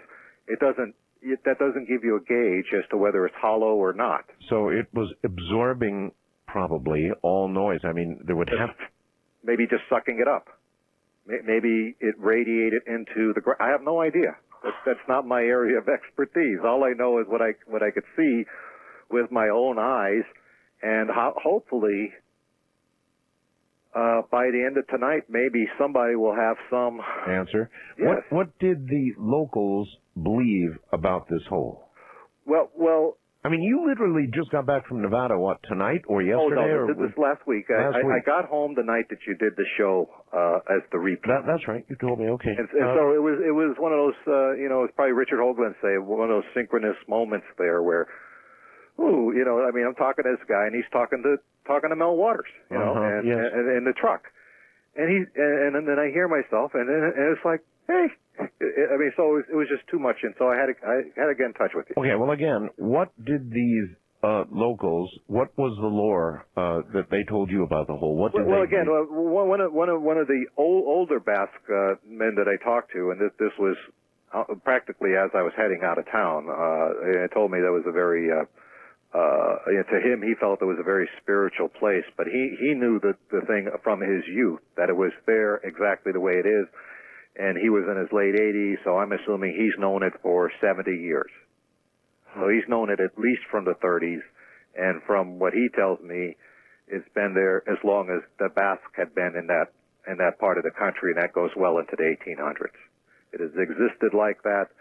To be honest, the Native Americans that I talked to were aware of it, but they did not want to deal with it. They did not want to interact with it. Is that a good word?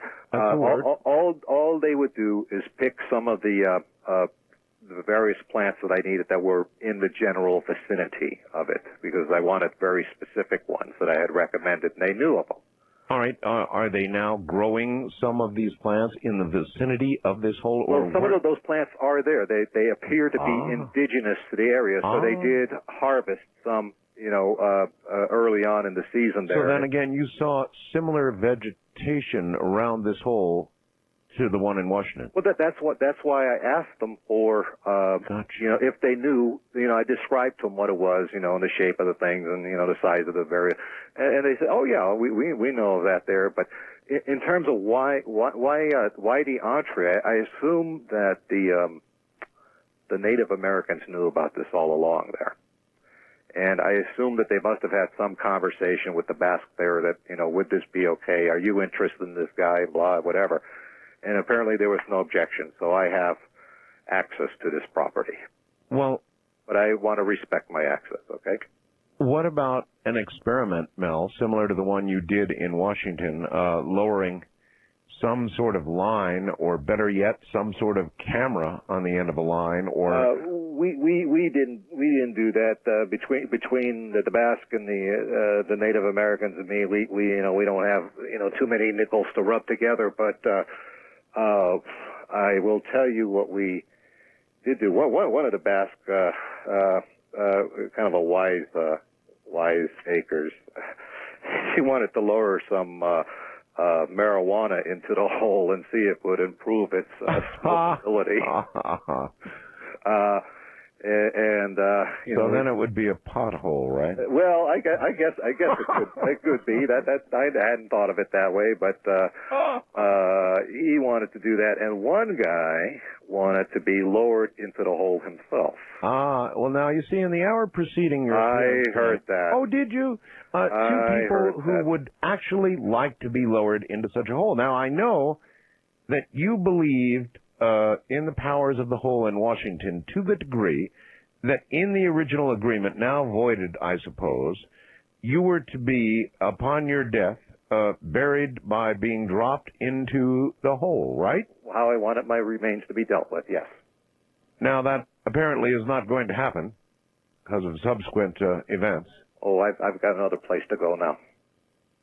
Would you really want... Nevada. Yes, would you really want to be... I suppose, with some ceremony, dropped into the hole? Hey, just give me a decent... I don't know what it is when you put someone in a hole. Is that interned or... I don't know what you'd call that. I don't know either. But one of these guys wanted to go into... literally, he wanted to be lowered into the hole. He wanted to, be put in a gondola or something and lowered, from the winch into the hole and go down as far as we had line, which again was 1,500 feet. I can assure you, Mel, we could get sponsors for you who would get you all the line you need. Hey, look, we talked them out of going into the hole because we said, look, see what it did to the ice? That's a good point. It says, we sent a bucket of ice down into this hole, and it's sitting up there on the surface burning. I mean, what are you made out of mostly? Water. Water. What's going to happen to a human being down there? What properties are going on over there? Yeah, they had, but I mean, the Basque are, as a race, are fearless. When the Moors invaded Spain, they refused to go into Basque country. Well, okay, what did this man say his motivation was for wanting to go into the hole? I mean, obviously... He was just a young, headstrong, in his probably late 20s, early 30s fellow that wanted to go into it. He said, this is going to be a great adventure. I want to go in here. I want to see what's going on. But he wasn't thinking with his brain. Well, there are obviously a lot of people like that, Mel, because I had two of them in the first hour of the program, and they said they would love to be lowered into such a hole. This one, if anything, this one sounds more attractive. Well, we determined to do, and I'm ashamed to admit it, is that we decided to lower a sheep. Really? To the hole. Really? A living sheep. You did? Into the hole. We had a crate, the sheep could fit into that we could attach the cables to, and we're going to take the sheep, stick them in the crate, and then lower them down, to the 1,500-foot level, because that's all we had. Like the ice. Yeah, that's all we had. We had enough line basically to go that far, and it was stout enough to handle.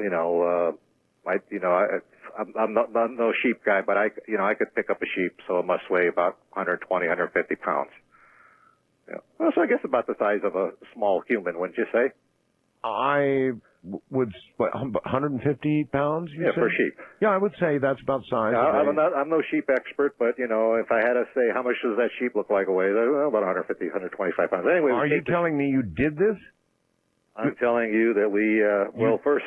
All right. I'll tell you what. Don't say a word. Good place to hang everybody up. Be sure they're here next hour. Did he really lower a sheep 1,500 feet into the endless hole? All right, just about to get back to Mel Waters, and he had brought up the subject of a sheep, which apparently they were considering lowering 1,500 feet into the hole. Now, we were having fun last week with Mel's hole, talking about it a little bit. We knew he was going to be on. And somebody said, well, why not toss a cat down Mel's hole and see what happens? Now, of course, I'm a cat lover, and so this is not cruelty, because nobody is seriously suggesting tossing a cat down Mel's hole, but some very creative person with a sound blaster and some talent and a little manipulation created what it would sound like if a cat were to be tossed in the Mel's hole. It's meant, obviously, as pure comedy. This is not actually a cat being tossed into Mel's hole, but here is the way he represented it would sound.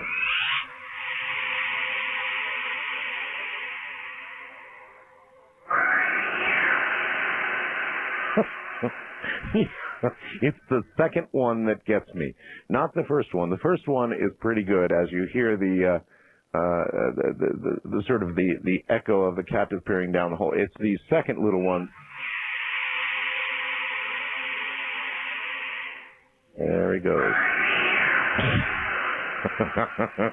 That was what somebody thought it would sound like, Mel. Oh, my goodness. Anyway, so you decided that you would lower a sheep 1,500 feet down as low as the ice had gone into the hole. Well, we had decided that we were going to take the sheep and put them in a crate and lower them into the hole. We led the sheep to the hole, and it just started freaking out. I mean, we didn't make... Like every other animal. Yeah, but I mean, it was like totally... Not happy. It was not happy. And I, I have a lot of respect for animals, and it's amazing what animals really know. And what they sense. Well, you're right about that. And so if it was terrified of... It was terrified, so the Basque got the sheep away from the hole, and again, a lot of what I'm going to say now, I am thoroughly ashamed of, That's all right. Just give us the raw truth. He basically stunned the sheep by knocking it between the eyes. Got into the crate, got the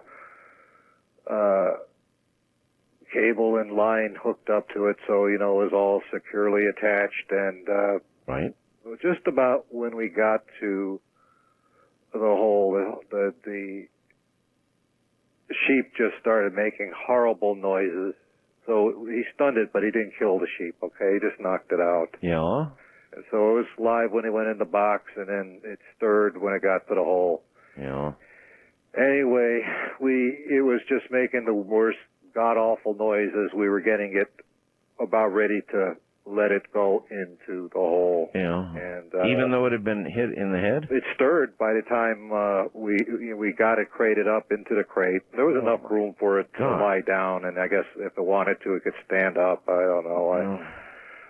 Again, this is not pleasant to talk about, but we take the sheep, and it's screaming, and just the most piercing, horrible, ghastly noises coming out of this crate until we get it right over where we're going to let it into the hole, and then everything just stops dead silent. There's not a sound coming out of that box. There's movement coming out of the box. You can still tell. But no sound. There's no sound anymore. Well, there's something about this hole and sound, isn't there? I guess we will make that assumption. And so we started winching this sheet down into the hole, and you can feel from the line as we're lowering it, the thing is struggling, fighting. I don't know if it's screaming down there, but we're not hearing this thing screaming. And I think we got about halfway down into the hole, and I was about to say 700 feet, and then the any movement that might have been coming from the crate, we couldn't feel it anymore. No, we couldn't feel anything. So I don't know, at 700 feet or so, about half the line, what happened over there.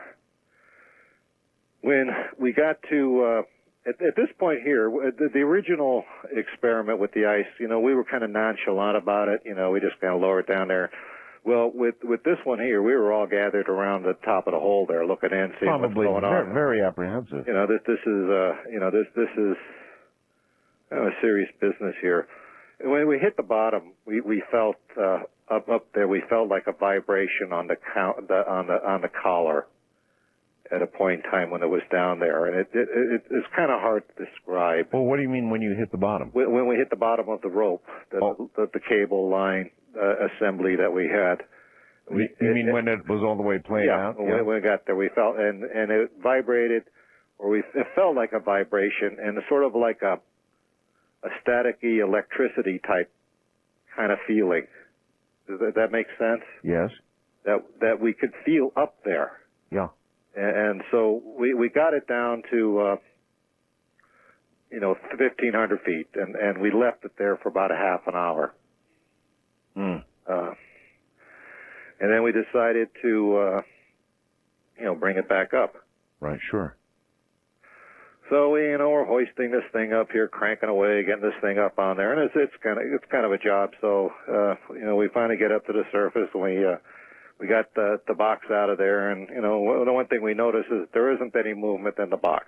Okay, there's no box. We got the box there, and but the box from the outside looked pretty normal. It didn't look like some weird transformation had occurred or anything. Right. Oh, I wanted to describe to you how we tell you about the ice that came up that didn't melt. Right.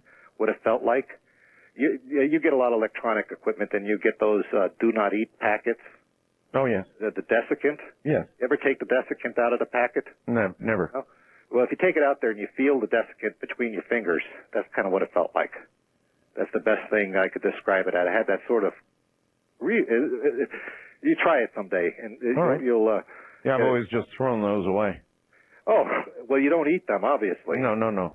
Okay, so I just struck me there that, I'm trying to describe this thing in the detail that I can, and so I just led back to the desiccant. But we open up the crate, and the sheep is dead. It looks like a sheep. Okay, it looks like a normal sheep over there, and it's dead. It's dead. There's no sign of life. You poke at it. There's nothing going on with this sheep here. He's dead. Well, I'm saying here, but that's a generic he. And I don't know from sheep. Okay, show me a sheep, I can't tell what it is. Gotcha. Me either. Okay. But we take it out of the box, and one of the Basque lays it on the table that we have over there, and he is going to dissect the sheep. Oh. Now, on the outside, the sheep looked just fine.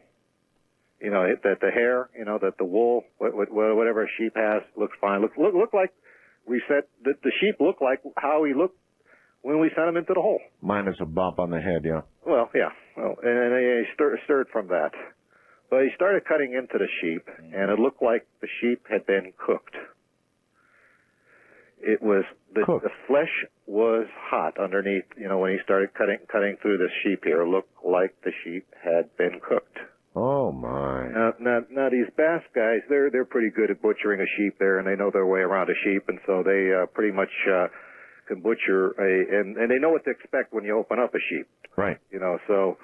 We got the sheep on this table that we eat at, and this guy is cutting the sheep open here, and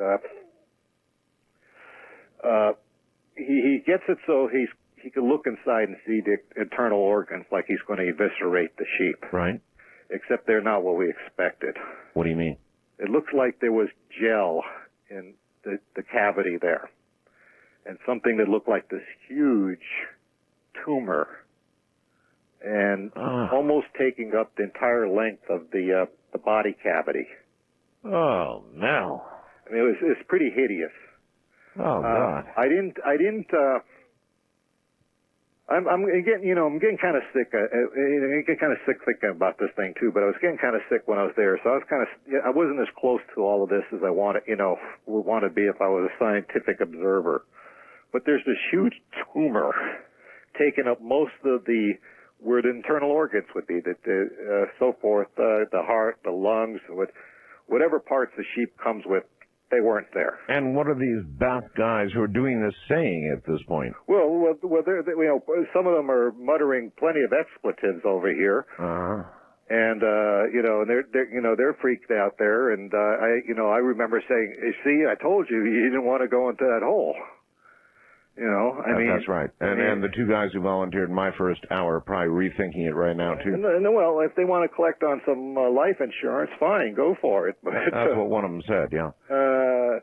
Anyway, so we got this gel, and the guy's good with a knife here, and he kind of is able to get the tumor out of this thing here.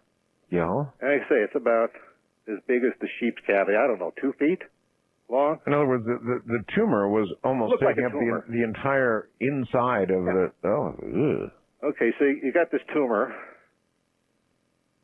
and the thing was alive, but it was connected to the tumor, like with this umbilical cord. Holy mackerel, Mel! And we could see the seal moving his eyes, and it was. I'm calling it a seal, okay, but I have no idea what the heck this thing is. Okay, I'm calling it a seal. But it's opening its eyes, it's closing it, the flippers are moving, it's still connected to its tumor there. And then we noticed, and I noticed, that it seemed to be studying us. It seemed to be looking at us.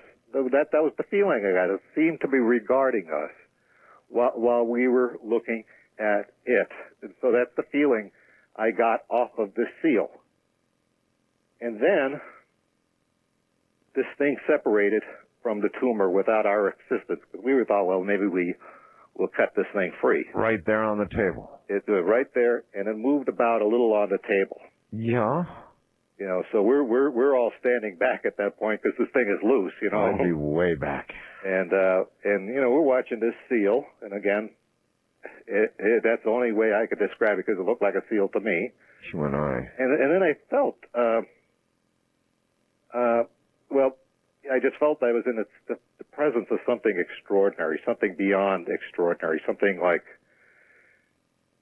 I don't know. I'm not a religious man, but it felt in that category of having a religious thing there. This was just such a stunning thing to witness. Well, something that far from our understanding would appear to be magic or religion or whatever you want to call it, I'm sure. Yeah, so what God's name happened to this thing? Well, we left it there, and it began to, you know, it just kind of looked at us there, and, you know, one of the Basques suggested we kill it, you know, and, you know, just kind of club it, and unfortunately, and, but, you know... Is that what they did? No, basically cooler heads prevailed. That the thing was moving around on a table, and it finally moved to the edge of the table. Yeah. You know, it was kind of like struggling, but it got to the edge of the table. Yeah. And it looked like it was going to fall off. Right. So I go up to it at this point, because I'm just like out of my head with I don't know what I'm in the presence of. And it looked directly at me when I got up to it, and it seemed, you know, it seemed to have a contact with me. And I got this compelling feeling to pick it up and place it on the ground. And I did that. I took this thing and I put it on the ground by a table. Yeah. And my hands were slimy from the seal, because it had like this goo that was not only in the cavity, but also inside the tumor. And I'm just calling it a tumor because I have no vocabulary for this. Right. And I just moved my hands past my face before I decided to wipe them off on the rag at the table there. Right. And it smelled like ozone. Like ozone smells like? Ozone, of course I do, yes. That's what it smelled like when because I thought it would be some like sort of weird organic-y smell. Yeah. You know, some sort of like disgusting, I just thought it would smell disgusting. It smelled like ozone. Okay. So this thing is lying on the ground, and we're all looking at this thing here, and it's like looking at each of us in turn. In other words, intelligently. Yes. Yes. We must have been there just absolutely transfixed by this, I'll call it a creature now, for like 2 hours. And what was it doing during those 2 hours? I mean, studying each one of us. It wasn't moving around that much? Just its head. Because we had gathered, well, just cowardly, but a safe distance away from it, but not too safe, you know. So we could easily see it, and they could easily see us. Because at this point here, even the bravest Basque were like, you know, kind of freaked out. I'd have been long gone, Mel. Well, again, the Basque are great. All right, well, have no fear. Hold it right there, Mel. Here's this thing on the ground now. Not moving around much, but carefully studying each and every one of them, who by now retreated to a safe distance. That's where we'll pick up when we get back. I'm Art Bell. I knew that Mel had found another hole, but I didn't know anything about all of this. This is incredible. Pretty freaky stuff. A number of questions for Mel. We'll try and get to the phones in this last half hour. Everybody stay right where you are. I'm Art Bell. Once again, Mel Waters. So here's this thing staring at each and every one of you, examining you, obviously intelligent in some way, and it looks like a seal, not like a sheep at all. Nothing like a sheep. Yeah. That came out of this godforsaken tumor that was in this thing. What happened? Well, you know, I got the seal, and he's on the ground. He waddles around a little bit in the direction of the hole, and then he's just sort of watching us some more, and we're sort of kind of at a safe distance, but we kind of encroach upon a little bit there, and I'm telling the Basque, hey, you're the big brave Basque here, you know, don't be afraid of this thing here. I'm just, just an ordinary old guy here. So we went up to it there, and it just looked at us here, and the look that it was giving us was the only way I can describe it. It was like the most compassionate look that I'd ever seen from any face. Mm-hmm. It just, the way the eyes were looking and feeling this, and so some amount of time elapsed, and the little seal there starts to waddle again towards the hole, and I get this feeling that it wants to go up on the ledge, on the collar. Right. So I pick it up in my hands and I set it right there on there. And it moves around a little bit, and then at this point we're pretty comfortable with this thing. I am. And my comrades there are pretty comfortable with it. I mean, we're not like freaked out anymore like we were. And maybe it's just, we're over the shock, or maybe we are in shock. But that look that was giving us, it didn't seem like an evil thing or a horrible thing. It seemed like... I'm sure you were in some state of shock. Yeah. So it's up there, and then it moves around. I don't know how, maybe an hour he's on the, is on the ledge. The collar. It looks at us. It actually nodded at us. It made like a slow nod. And he turned around and went back into the hole. At this point, we were close to it, so we watched him go all the way down as far as we could see, and we didn't have high-powered lights or anything, so no sound, nothing like that. It into the hole, and that was it. Into the hole, and so we were all just moved, just drained. I'm drained telling you this, Art, because it is such an enormous thing to go through. You realize it sounds like an unbelievable tale from Alien or something. I mean, it sounds... Well, I don't know what it sounds like. All I can do now is to relay it, and then try to stand back from it. All right, question for you, Mel. Does anybody have any photographs of this hole? I went up there from the natives to the hole. I basically camped at that property. Right. I didn't come and go. No one came and go. We had what we had over there. And so we didn't bring photographs. Personally, I didn't want to, I thought to myself, look, this would be great. We get this all on film, on video, whatever. Right. But I did not want to encroach upon what they had, and if they came to me and said, look, Mel, why don't we go to town, go home, get our stuff, and try to video, fine, I would have said that, but I was not going to broach the subject with them. I mean, I did, I mean, to me, it was an enormous privilege to go where I'd gone at that point. Are you likely to go back to the hole? Yes. You're going to? I will. I will let you know that we at first we decided, we thought we would bury the sheep's carcass and the tumor. Yeah. We still had that, and we decided it was just best to take the whole thing and put everything back into the hole where it all came from. Yeah. So I just, we just let it be. We had a tarp on the, we just dumped the whole, everything back into the hole where it came from. I didn't know what else to do. We thought about burying it, and it just didn't, I don't know, it just didn't seem right that I thought it would, and so that's what we did. I want to tell you something that is I believe related to this experience. All right. And that is, prior to going to Nevada, and this was in late August, I was diagnosed with a particularly lethal form of esophageal cancer. Oh, I'm so sorry. This was a like the kind of, to see you have 6 months to live, but, they're just telling you that. That there's, like nothing they can do, but it was very fast growing. And one of the reasons I came back here was to see the same doctor, because I started feeling a lot better.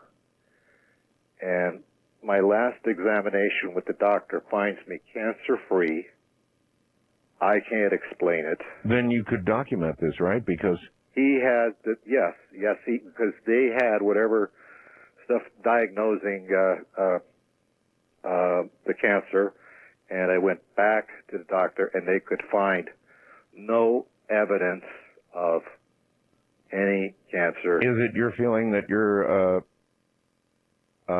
proximity to the hole, or something about the hole, changed this? I think it was the seal. The seal. I think it was the seal. The seal. I described this thing as this huge tumor, and that's what I had. But I described it as a tumor because that was the only vocabulary I had to describe it with. Gotcha. And I handled this. Well, that's right, you did. And I smelled the ozone from it, and it just, the look that it gave me, there was something going on. I can't say, look, I was communing with the seal and I was, had this conversation with this seal. No, I can't say that. But what I can say is that I had this feeling of such incredible compassion from this seal that ultimately went back into the hole. We just said, that was it. And what was the conversation like after all this was over, Mel?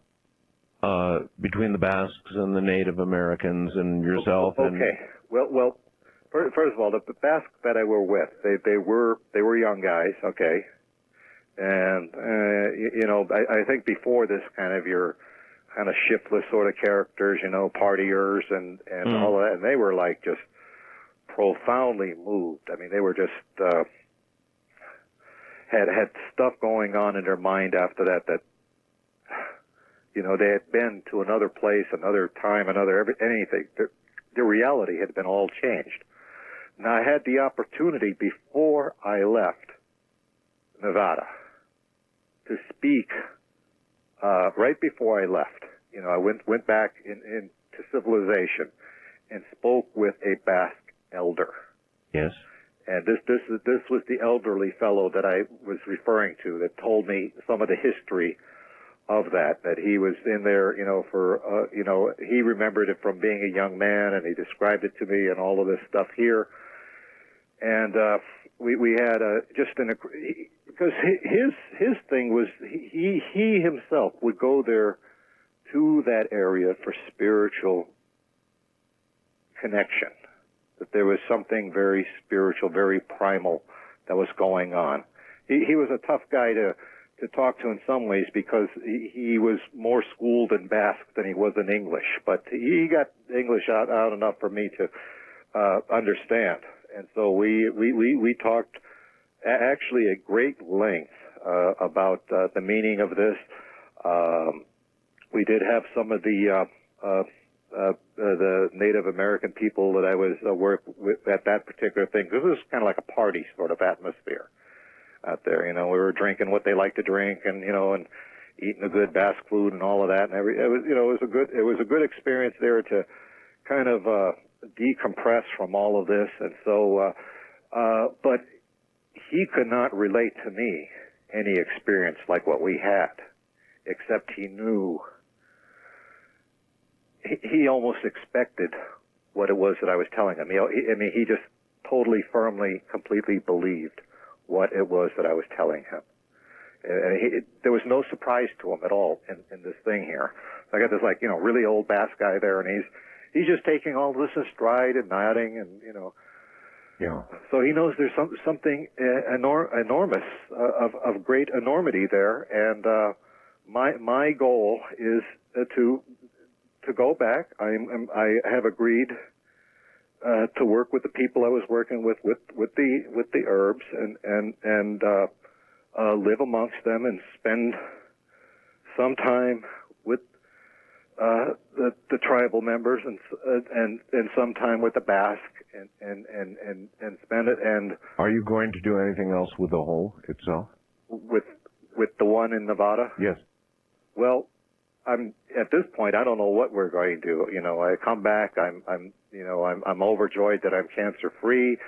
I felt so good after that experience that I knew something happened to my body. So I was glad to get back and have it confirmed that the doctor said yes. But I do plan to go back. I do plan to study it. I hope to be a better human being about this and not send innocent animals into it or what have you. That to me, I guess I still can't believe that I allowed that to happen, but I did, you know, and well, I appreciate your telling the story straight out this way. That's the only way to do it. That's the only way to do it, and you know, I got to tell you, I'm not selling a book. Obviously. I don't have a newsletter. Right. There are no Mel's Hole T-shirts, Mel's Hole. Not that you produced anyway. I think. Well, nothing that I have done. There are no Mel's Hole diaper pails or anything like that. I mean, to me, Mel's Hole diaper pail. Who thought that one up? Well, I mean, you know, they will commercialize everything in the world, and I have no part of this. This has been just an extraordinary ride for me. Okay, it's been like nothing I could have ever imagined in anyone's life. To go where I've been, to be where I was, to go up, to go down, to be in the presence of such an amazing thing. And my only goal is to leave a permanent record of what happened. Well, how closely are you willing to identify the location of this new hole? Well, just northern Nevada, is that? I'm gonna put it there. I don't want the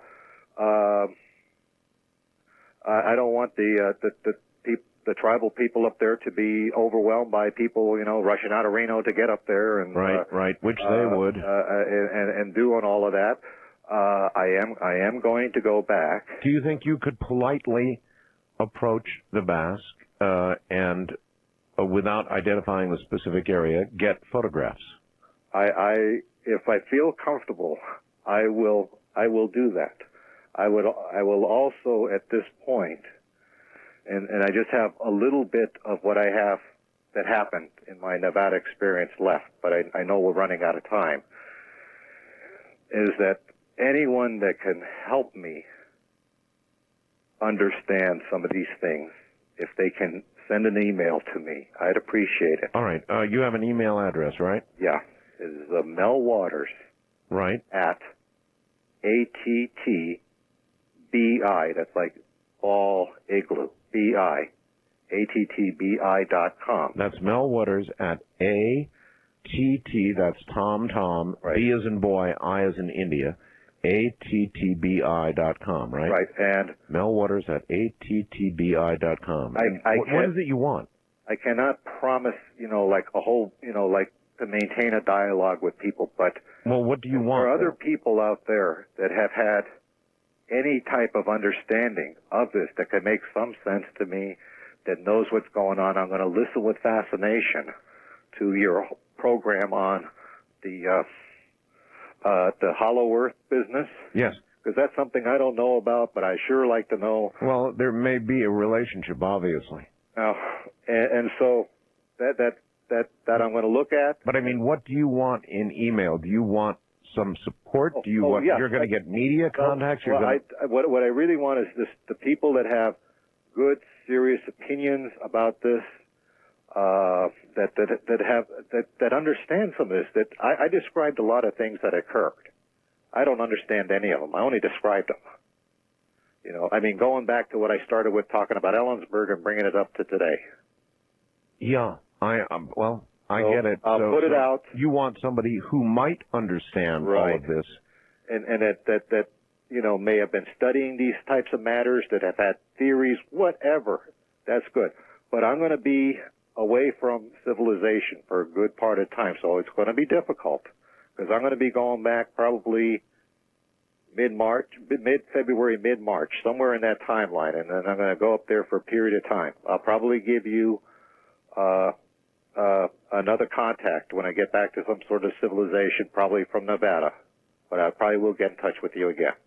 Okay. By all means, Mel, please try and see if they will allow you, I mean, without identifying the area, just to get some kind You just want like a photo? Some kind of photographic evidence, yeah. Now I'm going to be afraid that people are going to be scouring that terror server now that I get that out there. Well, they probably will. I want to bring the final thing, because we were talking about the Basque elder that I was talking to. And it was a very profound experience for me to talk with him. And though he was not that much older than me, I felt that he was a great deal older than me. Wiser. Beyond that. So I know I could respect that. But we were sitting, there and talking well into the night, drinking that good Basque drink that they like to drink and all that good stuff. Yeah. And he got tired and he was going to retire for the night. And he took my hand, to clasp it. And in my hand, he put something in my hand when he was leaving. Yes. And he closed my hand. Yes. And he just told me, put that away. So he said, put that away. So I put it in my pocket and sat around talking with his family. And someone said, aren't you going to look at what, the great-grandfather gave you? Uh-huh. And I said, oh, okay. And so I take it out of my pocket, and it's a 1943 Roosevelt dime. They told me he had found a similar packet of Roosevelt dimes. Oh, my God. Up there in Nevada, Chinese red envelope. And they said, and I said to him, you know how valuable this thing is? I said, you know what this would sell at a coin auction? They said, no, you have to have it. You need to have this. Do you have it now? I have it.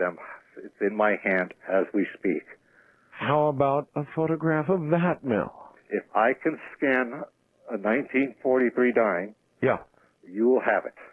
Or get somebody who's got a really good quality digital camera, go to the macro setting and take a very close photograph of it. Close up. But can you do that? I will do everything I can to do that. You know my email address, right? Yes, we can do that, and but that's what he left me with. And he said to me that it was very, very, very important, or they told me, because they finished the rest of it. Told me this is something I had to have. Now, I hadn't told them anything. In fact, outside the fellow in Ellensburg, no one else knew about the dimes and the red envelope.